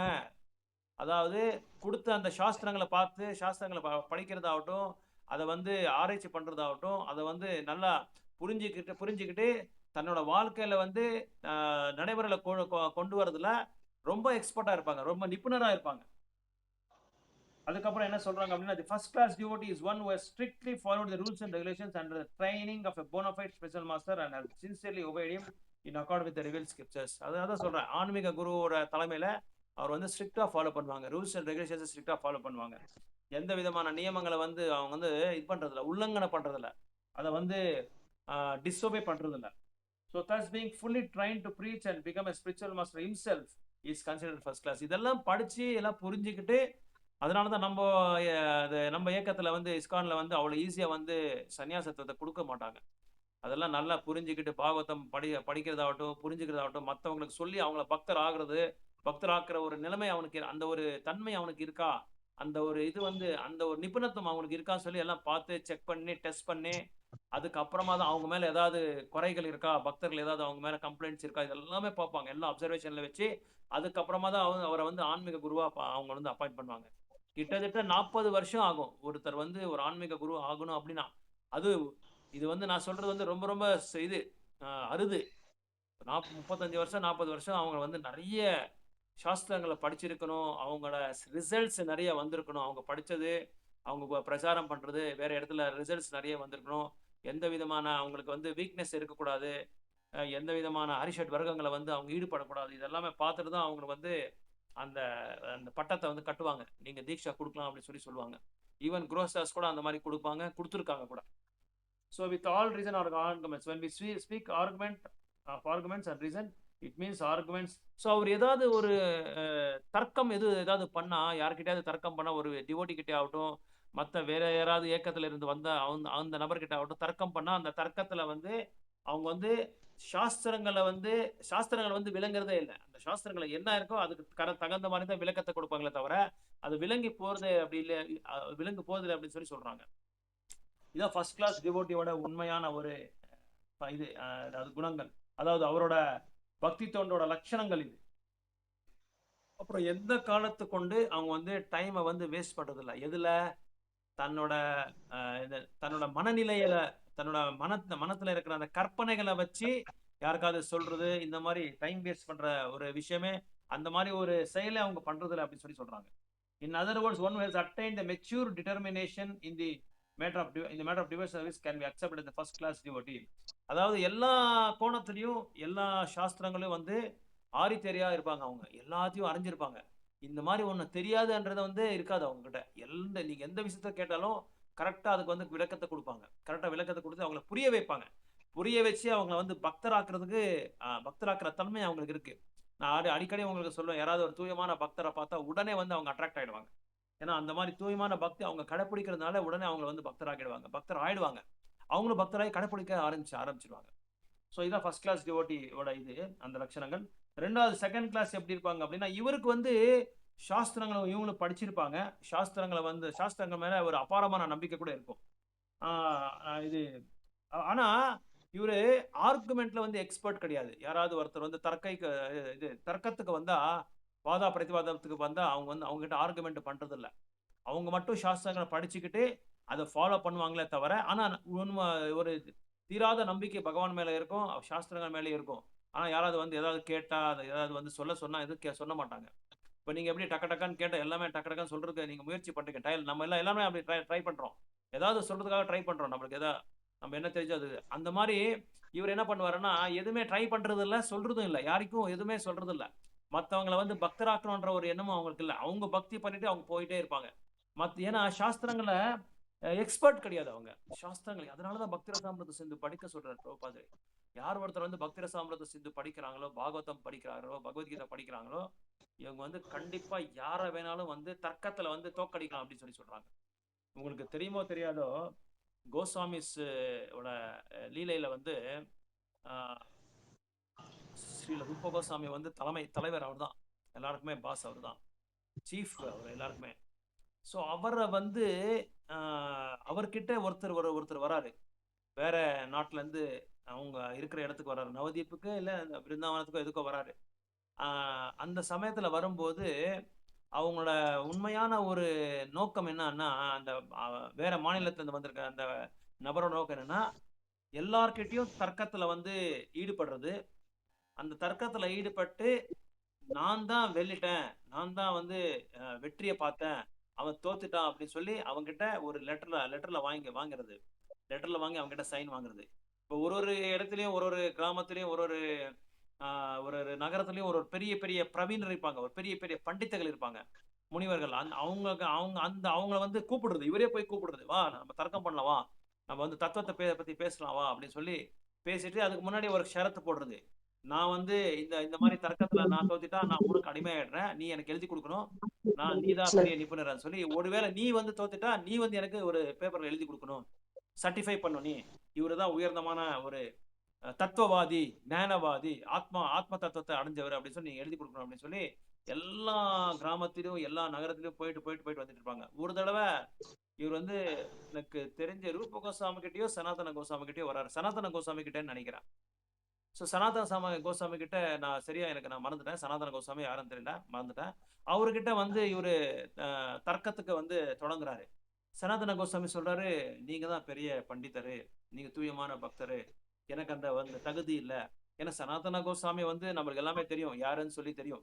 அவர் வந்து சாட்சாத் பகவானோட இது இன்டர்னல் பொட்டன்சி, ராதாராணியோட சக்கியரோட அந்த சக்கியருக்கு சேவை பண்ற ஒரு மஞ்சரி இவர் பிருந்தாவனத்துல. அவர் வந்து சனாதன கோஸ்வாமியா வந்து சைத்தன்ய மகாபிரபுக்கு வந்து சேவை செய்யறாரு இந்த கலியுகத்துல. அவர் வந்து என்ன பண்றாருன்னா சரணாகதி ஆகிறாரு. எனக்கு எதுவுமே தெரியல, உங்களை பத்தி நான் நிறைய கேள்விப்பட்டிருக்கேன், நான் வந்து உங்களுக்கு சரணாகதி அடைஞ்சிடுறேன், நான் வந்து பேப்பர்ல எழுதி கொடுத்துருக்கேன்னு சொல்லி அவருக்கு எழுதி கொடுத்து அனுப்பிச்சிடுறாரு. அவர் அப்ப எழுதி கொடுத்து அனுப்பிச்சிட்டு இதை வந்து இவரு பாக்குறாரு, ஜீவ கோஸ்வாமி பாக்குறாரு. ஜீவ கோஸ்வாமி பார்த்துட்டு அவருக்கு அப்படியே பயங்கரமான கோவம் வந்துடுது. கோவம் வந்த பிறகு உடனே வந்து அவரை வந்து அந்த நதிக்கரையில வந்து அவரை பார்க்குறாரு. நதிக்கரையில பார்த்துட்டு, என்னய்யா நீ வந்து எங்க குரு, ஆன்மீக குருவான சனாதன கோசாமியோட எல்லாருமே பெரிய எழுதிருக்கேன். ஒரு பவுச்சு 3 பெண் இருக்கும். அது ஏதோ ஒண்ணுதான் எழுதும். கரெக்ட் 2 எழுதும். 3 தான் எழுதும்னு நினைக்கிறேன். மியூட்ல போட்டுக்கோங்க. ஸோ என்னை சனாதன கோசாமியோட நீ பெரிய நிபுணரா இதுல இது சாஸ்திரத்துல நீ எவ்வளவு பெரிய பண்டிதரா நீ? ஆஃப்டர் ஆல் நான் ஒரு சேவகன், சனாதன கோசாமிக்கு ஒரு சேவகன். அவருக்கு கம்பேர் பண்ணா நான் துச்சமானவன், நான் நெக்லிஜிபிள், நான் எனக்கு எதுவுமே தெரியாது, என்கிட்ட மோது பார்க்கலாம் அப்படின்னு சொல்லி சொல்றாரு ஜீவகோசாமி. அவர்கிட்ட மோதிட்டு அவரு ஜீவகோசாமி கிட்டயே அவர் கொடுத்த தத்துவத்தை வந்து அவரால் வந்து விளக்கத்தை கொடுக்க முடியல. அவர் வந்து தோத்து போயிடுறாரு. உடனே இவர் போய் சனாதன கோசாமி காலை பிடிச்சிட்டு அந்த நபர் வந்து அடுத்த மாநிலத்தை வந்திருக்காருல, அவர் பேர் மறந்துட்டு, ரொம்ப நல்லா இருக்கு. அவர் சனாதன கோசாமி காலை பிடிச்சிடுறாரு. அவர் என்ன ஏன் எதுக்கு என்னோட காலை பிடிக்கிறீங்க? நீங்க பெரிய பண்டிதர், நிபுணர், வேண்டாம் என்னோட காலை பிடிக்காதீங்க, நான் எனக்கு எதுவுமே தெரியாது அப்படின்னு சொல்லி சொல்றாங்க. இல்ல சாமி, ஆஃப்டர் ஆல் உங்க சீடர்கிட்டயே என்னால தத்துவத்துல வந்து வெல்ல முடியல, நான் உங்களை அவமானப்படுத்துட்டேன், நீங்க எவ்வளவு பெரிய வைஷ்ணவர், எவ்வளவு தூயமான பக்தர், என்னை மன்னிச்சிருங்க அப்படின்னு சொல்லி அவர் வந்து ஒரு காலில் பிடிச்சி கஞ்சி கேட்குறாரு, க்ஷமாபணம் கேட்குறாரு. இது தெரிஞ்ச சனாதன கோசாமி உடனே வந்து ஜீவகோசாமியை கூப்பிடுறாரு. யார்? மோஸ்ட்லி ஜீவகோசாமி தான் நினைக்கிறேன். ரொம்ப நாளாச்சு நான் இது வந்து நிறைய கிளாஸ்ல சொன்னா, நான் ரொம்ப வருஷமா சொல்ல. இப்போ இந்த இது படிக்கும்போது செகண்ட் கிளாஸ் டிவோட்டி இதை பத்தி படிக்கும்போது எனக்கு ஞாபகம் வருது. அப்போ ஜீவகோசாமியை கூப்பிட்டு பயங்கரமா வார்ன் பண்றாரு. இனிமே என் கண்ணு முன்னாடி நிக்காத நீ. அவர்கிட்ட நானே வேண்டாம்னு சொல்லி போய் அவர் அமிச்ச உடனே நீ அவர்கிட்ட போய் தர்க்கத்துல வந்து ஈடுபடுத்திட்டு நீ ஒரு பெரிய பண்டிதர்னு சொல்லி நீ ப்ரூஃப் பண்ணிக்கிறியா? ஆனா இவர் பண்ணது வந்து, நானே ஒரு சாதாரணமான நபரு, நீ வந்து என்னோட குருநாதரான சனாதன கோசாமியே நீ அவமானப்படுத்துறேன்னு சொல்லி அந்த கோபத்துல வந்து இவர் தர்க்கத்துக்கு போனாரே தவிர வேற எந்த விதமான நோக்கம் இல்லை. இருந்தாலும் சனாதன கோசாமி அவருக்கு ஒரு பாடத்தை கத்தி கொடுக்கணும் என்னோட சீடருக்கு அப்படின்னு சொல்லி, இனிமே கண்ணு முன்னாடி நிக்காத, வெளியே போயிடும் சொல்லி அவரை துரத்துறாரு. அதுக்கப்புறமா போய் இவர் என்ன பண்றாரு, ஒரு சின்ன குடிசல்ல எனக்கு சனாதன கோசாமி இப்படி பண்ணிட்டாரு, என்னோட குருநாதருக்கு வந்து நான் அபராதம் பண்ணிட்டேன், அதனால நான் எதுவுமே சாப்பிட மாட்டேன், நான் எதுவுமே தூங்க மாட்டேன் அப்படின்னு சொல்லி இவரு ஒரு பெரிய தவத்துல உட்காந்துடுறாரு. அப்போ அங்க ரூப கோசாமி தேடிட்டு போறாரு. தேடிட்டு போகும்போது கேட்கிறாரு, இந்த மாதிரி யாராவது ஒரு பாபாஜி இங்க இருக்காரா, இந்த மாதிரி பேர்ல இந்த மாதிரி உருவத்துல இருக்காரான்னு சொல்லி கேட்கும்போது ஒரு பெரியவர் வந்து சொல்றாரு, இந்த மாதிரி ஒரு இடத்துல ஒரு இது சாப்பிடாம தூங்கிட்டு இருக்காரு, இவரு தான், சாரி சாப்பிடாம தூங்காம ஏதோ சாஸ்திரங்களை படிச்சுட்டு தன்னுக்கு தானே தவத்துல இருக்காங்க அப்படின்னு சொல்லி இருக்கும்போது ரூப கோசாமி அவர்கிட்ட போய் அவரை வந்து சமாதானப்படுத்து சனாதன கோசாமி கிட்ட வந்து கூட்டிட்டு போறாரு, இந்த மாதிரி அவரை மன்னிச்சிருங்க சொல்லி. ஸோ இதெல்லாம் எதுக்காக நான் சொல்றேன் அப்படின்னா, ஒரு உயர்ந்தமான ஒரு பக்தர், ஒரு பெரிய பண்டிதர், நிபுணர், சாஸ்திரங்களை வந்து வித்தா இருக்கிறவங்க, இந்த மாதிரி அவங்களாம் நான் வந்து நிபுணர், எனக்கு எல்லாமே தெரியும்ன்ற மாதிரி யாருமே காமிச்சிக்க மாட்டாரு. அது வந்து பெரிய தப்புன்றது, பெரிய அபராதம்ன்றது வந்து இங்க சொல்ல வரேன்.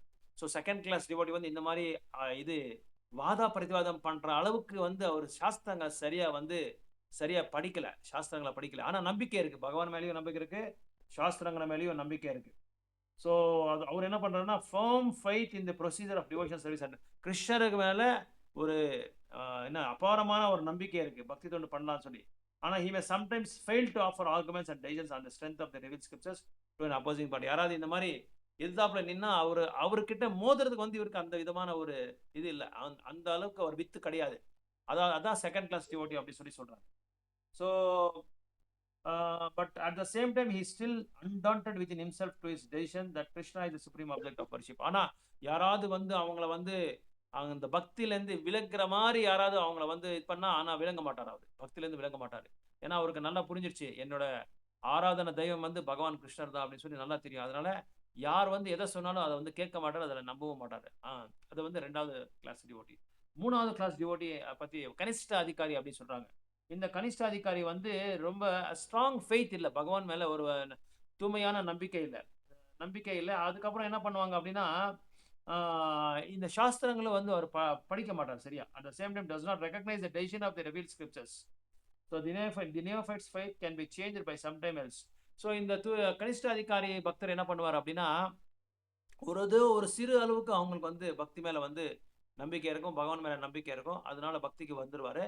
வந்தா கூட மற்ற யாராவது வந்து கிருஷ்ணரை பற்றி பேசுகிறதோ இல்லை பக்தி பற்றி பேசுகிறதோ இல்லை பகவானை பற்றி பேசுகிறதோ அந்த மாதிரி சொன்னால் அவங்க கிருஷ்ணர் அந்த மாதிரி இந்த கிருஷ்ணன் இந்த மாதிரி அவங்க கூட டான்ஸ் ஆடுறாங்க இவங்க கூட டான்ஸ் ஆடுறாங்க அவங்க வந்து உண்மையான ஒரு இது கடவுள் கிடையாது, அவர் உண்மையான கடவுள் இருந்தால் உனக்கு நீயே இவ்வளோ கஷ்டப்படுற பாரு, எத்தனை நோயாளிங்க இருக்காங்க, அந்த நோயாளிகள்லாம் குணப்படுத்தலாம் இல்லையா, இதெல்லாம் பண்ணலாம் இல்லை, ஆனால் அவர் பண்ணுறது இல்லை அப்படின்னு சொல்லி ஏதாவது சும்மா ஒரு அப்பநம்பிக்கையை வந்து அவர்கிட்ட உருவாக்கிட்டா உடனே வந்து பக்தியை விட்டுருவார், ஸ்டாப் பண்ணிடுவார்.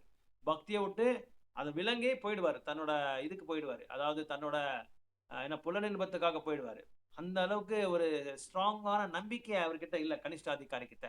இந்த கனிஷ்ட அதிகாரி அதாவது 3வது கிளாஸ் டிவோட்டியே வந்து பிரபுபாதர் எப்படி வந்து விளக்கத்தை கொடுக்குறாரு அப்படின்னா 4 வகையான ஒரு கிளாசிபிகேஷன் கொடுக்குறாங்க. 4 வகையான ஒரு குழுவை வந்து டிவைட் பண்றாரு. அது வந்து மேற்கோள் காமிக்கிறாரு பிரபுபாதர் வந்து 7வது அத்தியாயத்துல வந்து 16 ஸ்லோகா பகவத்கீதையில வந்து அதை மேற்கோள் காமிக்கிறாரு. சதுர்விஜா பஜந்தேமா ஜனா சுக்ருத்தினோ அர்ஜுனா ஆர்த்தோ ஜிக்னாசோ அர்த்தார்த்தி ஞானீச்ச பரதர்ஷபா அப்படின்னு சொல்றாங்க. இதுல 4 வகையான நபர்கள் இருக்காங்க. ஒருத்தர் வந்து ஜிக்னாசா, அதாவது சுக்ரித்னா ஆர்த்தோ ஆர்த்தோ ஆர்த்தோ அர்த்தோ அப்படின்னா ரொம்ப ஒரு இக்கட்டான ஒரு நிலைமையில இருக்கிறது, அதாவது டிஸ்ட்ரெஸ்ட் அப்படின்னு சொல்றாங்க இங்கிலீஷ்ல. வாழ்க்கையில வந்து வாழ்க்கையை வெறுத்து விட்டு எதுவுமே பண்ண முடியாத ஒரு சூழ்நிலை இருப்பாங்க பாருங்க, நான் போய் தற்கொலை பண்ணிக்கிறேன் அப்படின்னு. அந்த மாதிரி ஆட்கள் வந்து கிருஷ்ணருக்கு வந்து சரணடைப்பாங்க. அதுக்கப்புறம் வந்து ஜிக்னாசுர் அப்படின்னா ஒரு ஆவலம் இருக்கும், ஆவலமா ஒரு அவங்களுக்கு வந்து என்ன சொல்றது இன்க்யூசிட்டிவ்னஸ் அப்படின்னு சொல்லுவாங்க இங்கிலீஷ்ல. ஆவலா இருப்பாங்க பக்தியை பத்தி தெரிஞ்சுக்கிறதுக்கு, பகவானை பத்தி தெரிஞ்சுக்கிறதுக்கு. அவங்க வந்து பகவானுக்கு சரணடைவாங்க அப்படின்னு சொல்றாங்க. இன்னும் சில பேர் வந்து பணம் சம்பாதிக்கிறதுக்காக வருவாங்க. இன்னும் சில பேர் வந்து ஞானத்தை அடையறதுக்காக வருவாங்க. இந்த 4 பேர் வந்து ஏதோ ஒரு வகையில வந்து பகவானுக்காக அவங்களோட அந்த தன்னோட என்ன சொல்றது இந்த நோக்கத்தை வச்சுட்டு வருவாங்க. ஆனா என்னைக்கோ ஒரு நாள் தூயமான பக்தர் அவங்கள பார்த்து அவங்களுக்கு ஏதாவது சங்கத்தை கொடுத்துட்டா அவங்க வந்து தூயமான பக்தர் ஆயிடுறாரு அப்படின்னு சொல்லி கிருஷ்ணர் வந்து 7வது அத்தியாயத்துல 16 ஸ்லோகம் நீங்க வீட்டுல போய் படிக்கலாம், வீட்டுல அப்புறமா படிக்கலாம் அந்த ஸ்லோகம். அதுக்கு வந்து பிரபுபாதர் வந்து மேற்கோள் காமிச்சு சில எக்ஸாம்பிள்ஸ் எல்லாம் கொடுக்குறாங்க இந்த பரப்போட்ல. அதுக்கு எக்ஸாம்பிள் என்ன கொடுக்குறேன்னா துருவ மகாராஜ் சொல்றாங்க. துருவ மகாராஜ் என்ன பண்றாங்க அப்படின்னா, உங்களுக்கு எல்லாமே துருவ மகாராஜோட ஸ்டோரி எல்லாருக்குமே தெரியும், அது சொல்ல அவசியம் இல்லைன்னு சொல்லி நினைக்கிறேன். துருவ மகாராஜ் என்ன பண்றாரு, தன்னோட என்ன சொல்றது மல்தாயிகை ஏன் எழுது தமிழில் நான்கு அர்த்தாகில மலதாயிகை ஸ்டெப் மதர் 2வது பொண்டாட்டி, தன்னோட அப்பாவோட 2வது மனைவி கிட்ட மனைவி அங்கே உட்காந்துட்டு இருக்கும்போது ராஜா பக்கத்துல தன்னோட அப்பா பேர் வந்து உத்தனபாதாவும் உட்காந்துருப்பாரு, 2வது மனைவி உட்காந்துருப்பாரு ஸ்ருதி. அந்த உட்காந்துட்டு இருக்கும்போது இவர் போய் அப்பாவோட மணியில உட்காந்துட்டு இருக்கும்போது அந்த 2வது அந்த ஸ்டெப் மதருக்கு என்ன சொல்றாங்க மறந்துட்டேன் நான் இதுக்கு தமிழ்ல, தன்னோட சித்தி அவங்க வந்து விரட்டுறாங்க, நீ வந்து அப்பா மேல உட்காரதுக்கு உங்க அப்பா மேல மணி மேல உட்காரதுக்கு உனக்கு இது இல்ல, தகுதி இல்ல, நீ போயிடுன்னு சொல்லி அவனை வந்து விரட்டி விட்டுறாரு. இந்த கோவத்துல போய் அவங்க அம்மாவோட சுனித்தி கிட்ட போய் கேட்குறாங்க. என்ன கேட்குறாங்கன்னா, ஏமா நீ அப்பா மேல உட்காரக்கூடாது, சித்தி அந்த மாதிரி என்ன வந்து திட்டி அமிச்சிட்டாங்க, என்ன காரணம் அப்படின்னு சொன்னா, இதை பத்தி நீ வந்து ரொம்ப கவலைப்படாத, நீ அது வந்து நம்ம பகவான் கிட்ட போய் கேட்கணும், பகவானை தான் இதுக்கு ஆன்சர் கொடுப்பாங்கன்னு சொல்லி தன்னோட சொந்த தாய் என்ன பண்ணுவாங்க, துருவ மகாராஜா வந்து அப்போ அந்த பகவான் எங்க இருக்காருன்னு சொன்னா வனத்துல இருப்பாங்க, காட்டுல போய் நீ தபஸை செய்யணும், காட்டுல போய் நீ வந்து தேடணும் அப்படின்னு சொல்லும் போது ஒரு காட்டுல போய் அதெல்லாம் நமக்கு தெரியும் 6 மாசம் அவங்க தவம் செஞ்சாங்க. அதுக்கப்புறம் பகவான் வந்து அவருக்கு வந்து காட்சி கொடுப்பாங்க. பகவான் தன்னோட தாமரை அஸ்தத்துல இருக்கிற அந்த சங்கை வந்து அவர் தலைமையில ஆசீர்வாதம் பண்ண உடனே துருவ மகாராஜுக்கு வந்து என்ன ஆகுதுன்னா எல்லா பக்திக்கு மங்களகரமான விஷயங்கள் எல்லாமே வந்துடுது. அவங்க வாயாலேயே பகவானை வந்து புகழ்ந்து பாடுறாங்க, குணகானம் பண்றாங்க. பகவானோட அந்த சங்கு தலைமையில பட்ட உடனே எதுவுமே தெரியாது துருவ மகாராஜுக்கு, 6 வருஷம் அவ்வளவுதான், ஜஸ்ட் 6 இயர்ஸ். அந்த 6 வருஷத்துல அவங்களுக்கு எல்லாம் பகவான் வந்து புகழ்ற அளவுக்கு அந்த தன்மை எல்லாமே வந்துடுது, அவர் பண்டிதர் ஆயிடுறாரு.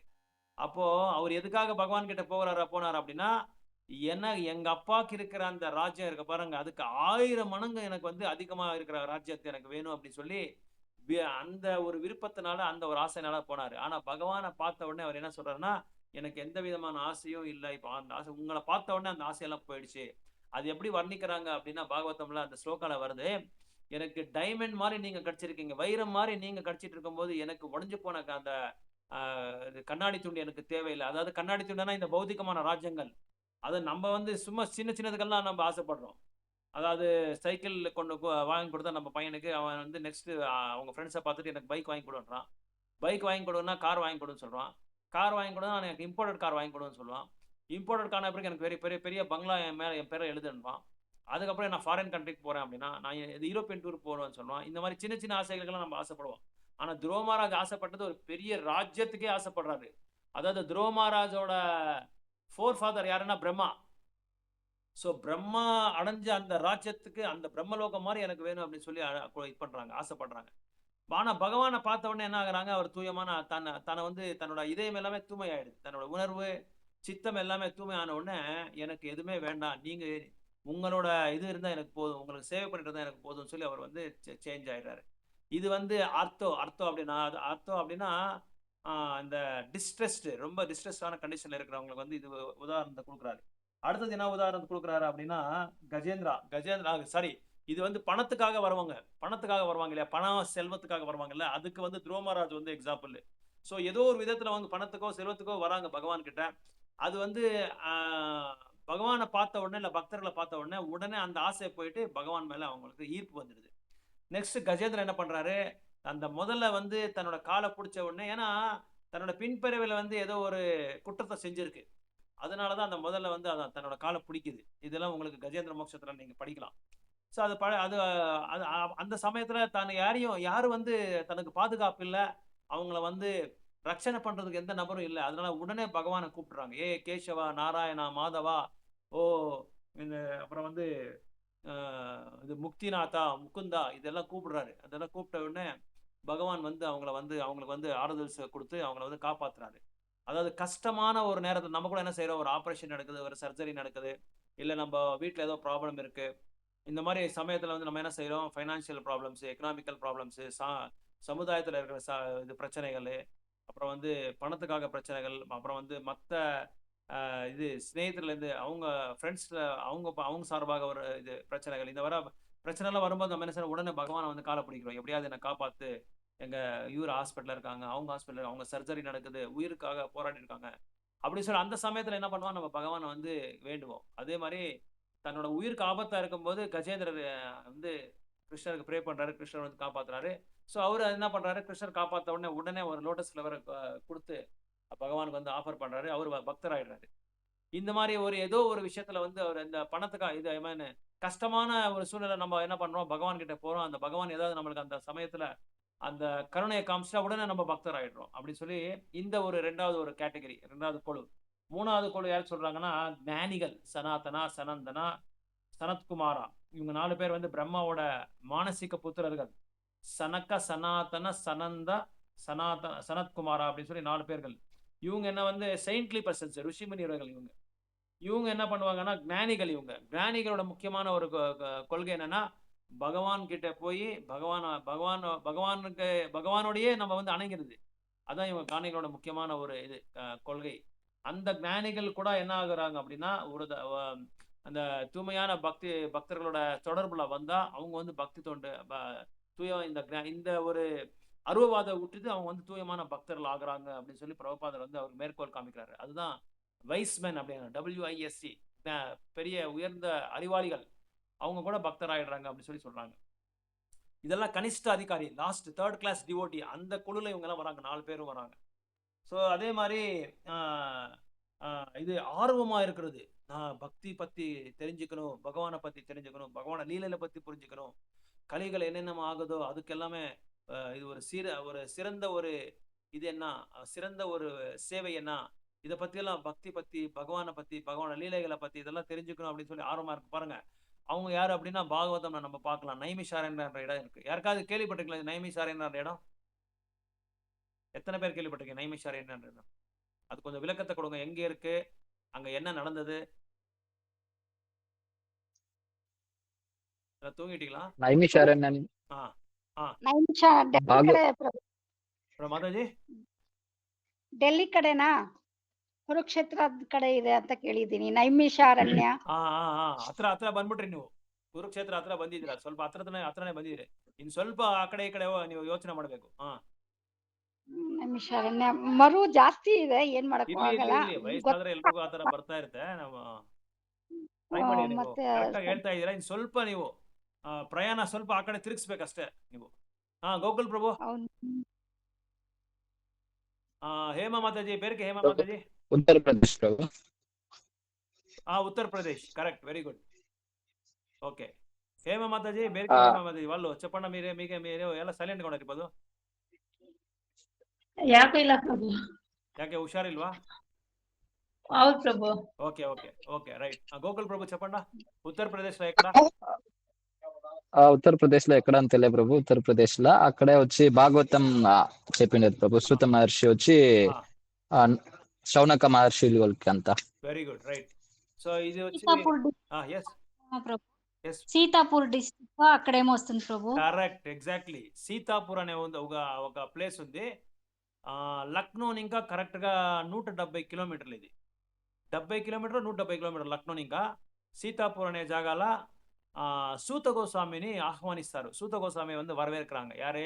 சௌனகா ருஷிமுனி தலைமையில 88,000 ருஷிமுனிவர்கள் வந்து ஏதோ யக்னங்கள் யாகங்கள் பண்ணிட்டு இருப்பாங்க. அதை வந்து எல்லாமே ஸ்டாப் பண்ணிட்டு நாங்க வந்து பாகவதத்தை பத்தி கேட்கணும் அப்படின்னு சொல்லி சூத கோஸ்வாமியை வரவேற்று அவங்கனால கேள்விகள் எல்லாம் கேட்கிறாரு. அதான் பாகவதம் ஸ்டார்ட் ஆகுறது. அதுலதான் அங்கதான் தொடங்குது. பாகவதம் வந்து 6 கேள்விகள் கேட்கிறாங்க. சௌனகா முனி ரிஷிகளோட தலைமையில வந்து அந்த 6 கேள்வி கேட்கறாங்க. அந்த 6 கேள்விகள் வந்து சூத கோஸ்வாமி வந்து ஆன்சர் கொடுக்குறாங்க. இந்த சூத கோஸ்வாமி வந்து யாரோட பையன் யாருக்கா தெரியுமா? சூத கோஸ்வாமி வந்து யாரோட பையன்? அவரோட தகப்பனார் யாரு? அந்த தகப்பனாருக்கு ஒரு சின்ன லீலை நடந்திருக்கு. யாருக்கா தெரியுமா?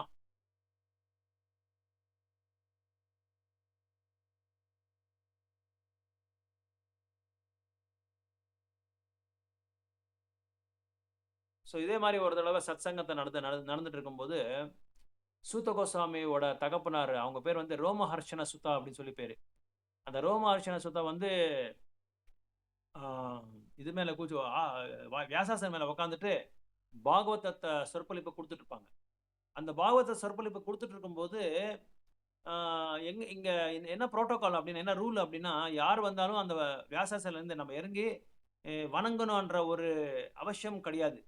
யாரா வந்தாலும் சரி, except supreme personality of God அந்த மாதிரி யாராவது, அப்புறமா வந்து விவரமான ஆத்மாக்கள், மகாத்மாக்கள் அந்த மாதிரி வந்தாதான் நம்ம வந்து எந்திக்கணும் அப்படின்னு சொல்லி இருக்கு.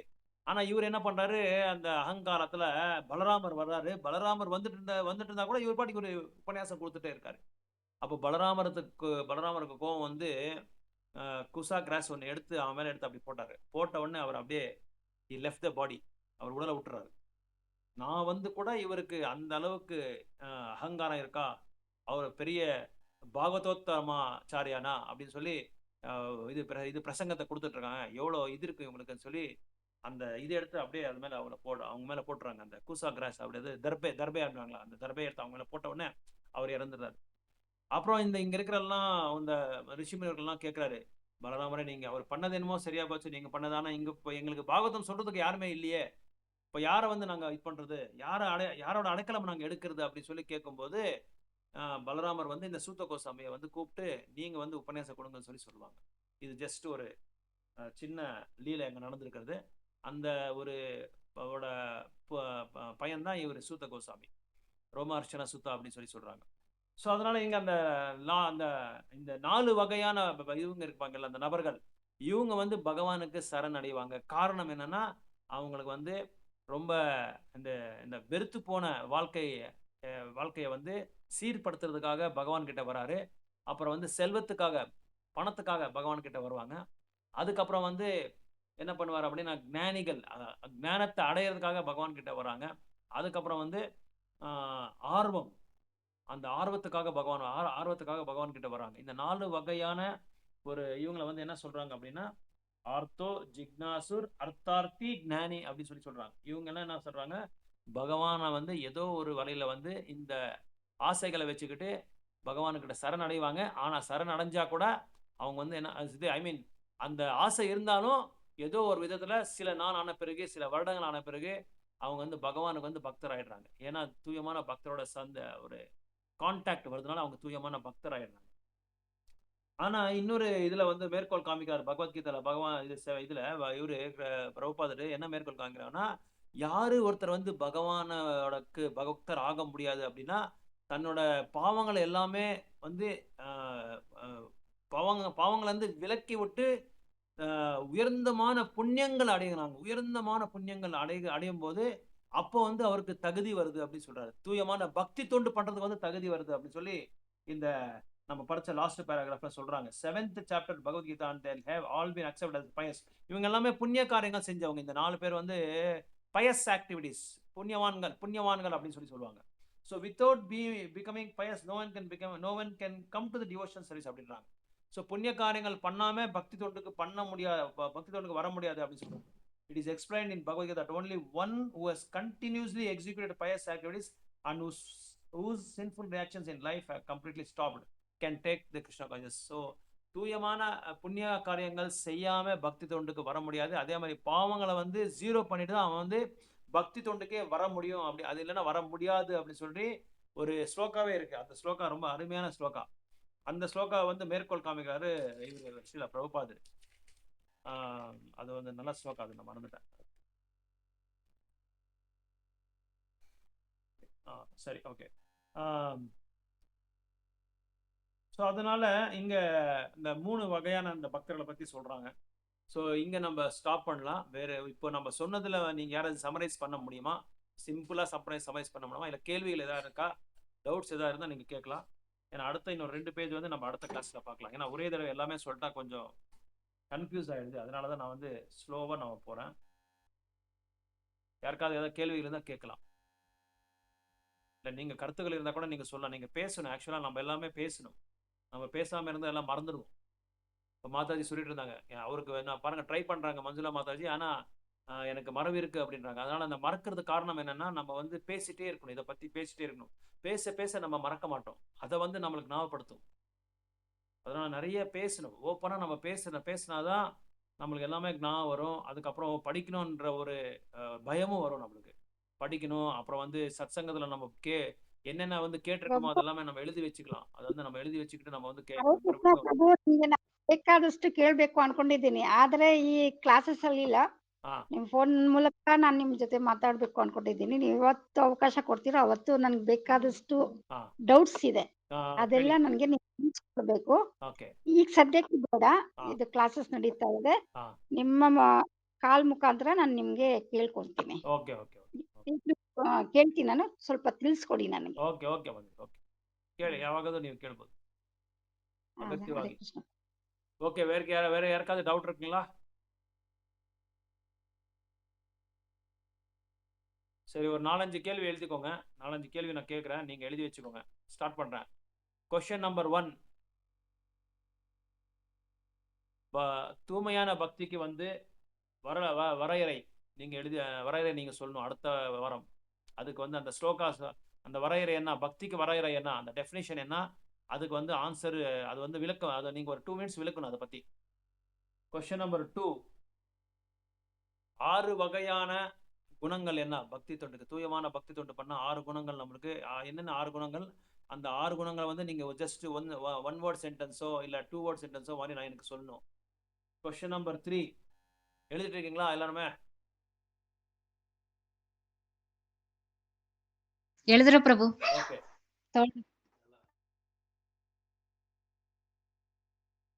3வது கொஸ்டின், பக்தியில எத்தனை வகையான பக்திகள் இருக்கு?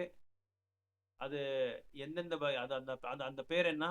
ஸோ ஒரு பக்தியிலும் எத்தனை வகை இது இருக்கு, டிவிஷன்ஸ் இருக்கு?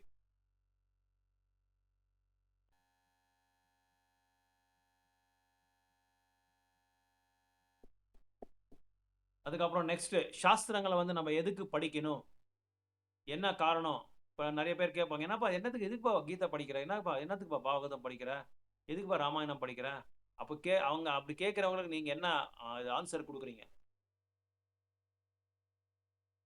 ஸோ 5 கேள்வியா நான் கேட்டுட்டு வரேன். உங்களுக்கு தெரிஞ்சா நீங்க சொல்லுங்க, இல்லைன்னா நான் அடுத்த கிளாஸ்ல நான் விளக்கத்தை கொடுத்துட்றேன். 5 கேள்வி ஆயிடுச்சுங்களா? இல்ல, 4 தான் இருக்கு பிரபு. 4 தான் இருக்குங்களா? 5வது கேள்வி எழுதிக்கோங்க. 5வது கேள்வி, 4 வகையான கனிஷ்ட அதிகாரிகள் யாரு? 4 வகையான கனிஷ்ட அதிகாரிகள் யாரு? அவங்க யாரு?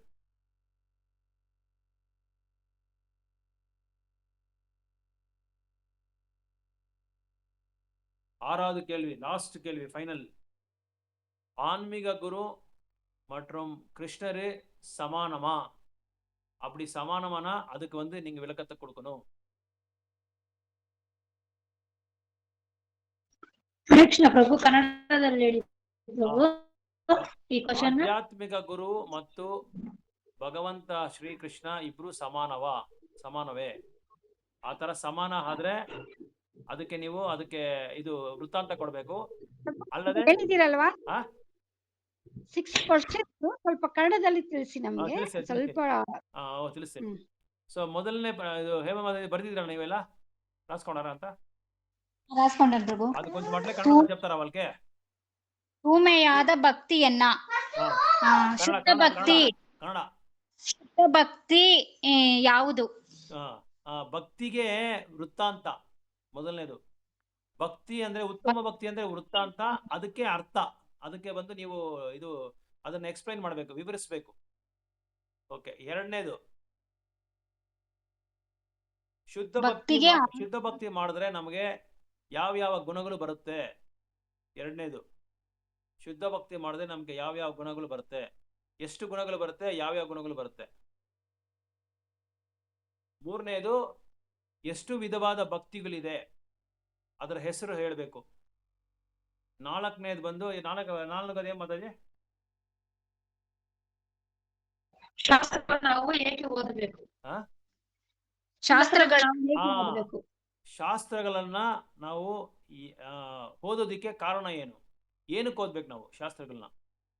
ಶಾಸ್ತ್ರಗಳು ಓದೋದ್ರಿಂದ ನಮ್ಗೇನು ಲಾಭ ಇದೆ? ನಮ್ಗೇನು ಫಲಿತಾಂಶ ಬರುತ್ತೆ ಶಾಸ್ತ್ರಗಳು ಓದೋದ್ರಿಂದ? ಶಾಸ್ತ್ರಗಳಂದ್ರೆ ಭಗವದ್ಗೀತಾ, ಭಾಗವತಮ್ಮು, ಚೈತನ್ಯ ಚರಿತಾಮೃತ, ಭಕ್ತಿರಸಾಮೃತ ಸಿದ್ಧ. Next question. 4 ಕನಿಷ್ಠ ಅಧಿಕಾರಿಗಳು ಯಾರು? 4 ಕನಿಷ್ಠ ಅಧಿಕಾರಿಗಳು ಯಾರು? ಅದಕ್ಕೆ ಉದಾಹರಣೆಗಳು ಕೊಡ್ಬೇಕು ನೀವು. ಓಕೆ. ನೆಕ್ಸ್ಟ್ ಕ್ಲಾಸ್ ಅಲ್ಲಿ ಇದೆಲ್ಲದಕ್ಕೂ ಉತ್ತರ ನಾನು ಎದುರು ನೋಡ್ತೀನಿ ನಿಮ್ಮ ಹತ್ರ.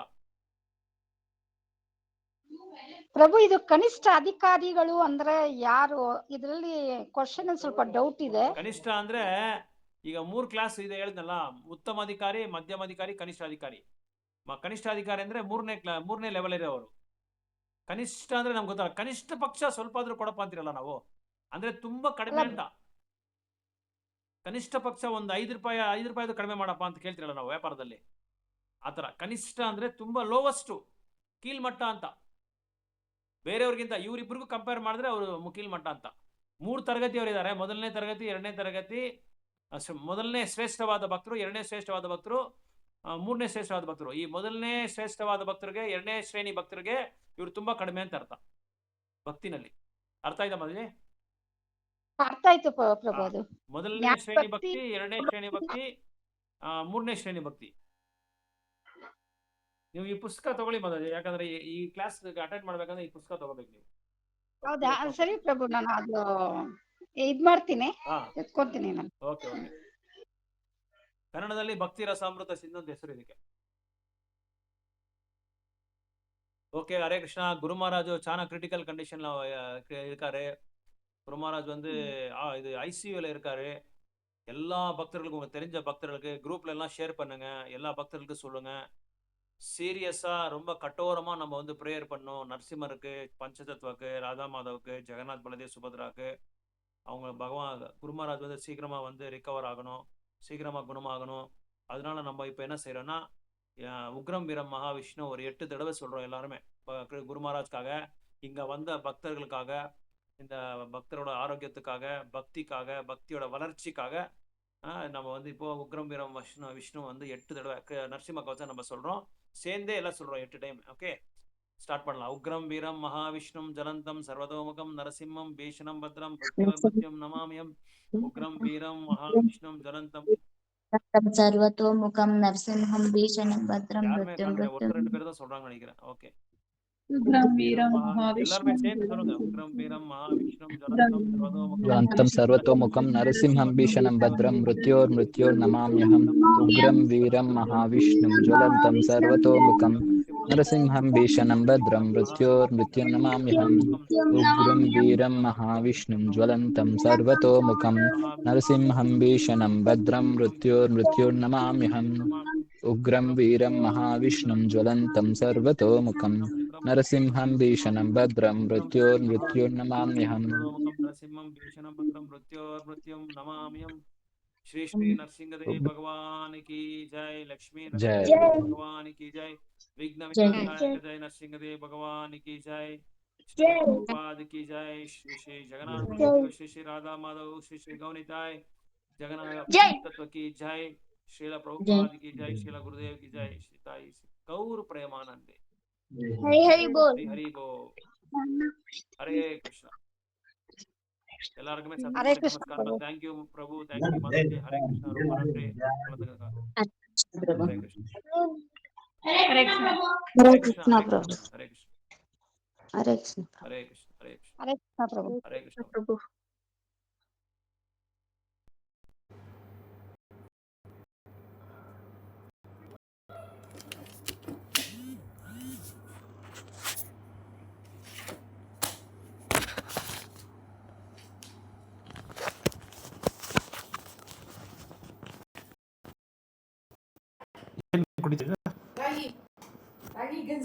ಸರಿ, ನಾನು ಅಂಗಡಿಗೆ ಹೊರಡು ಬಂದ್ಬಿಡ್ತೀನಿ.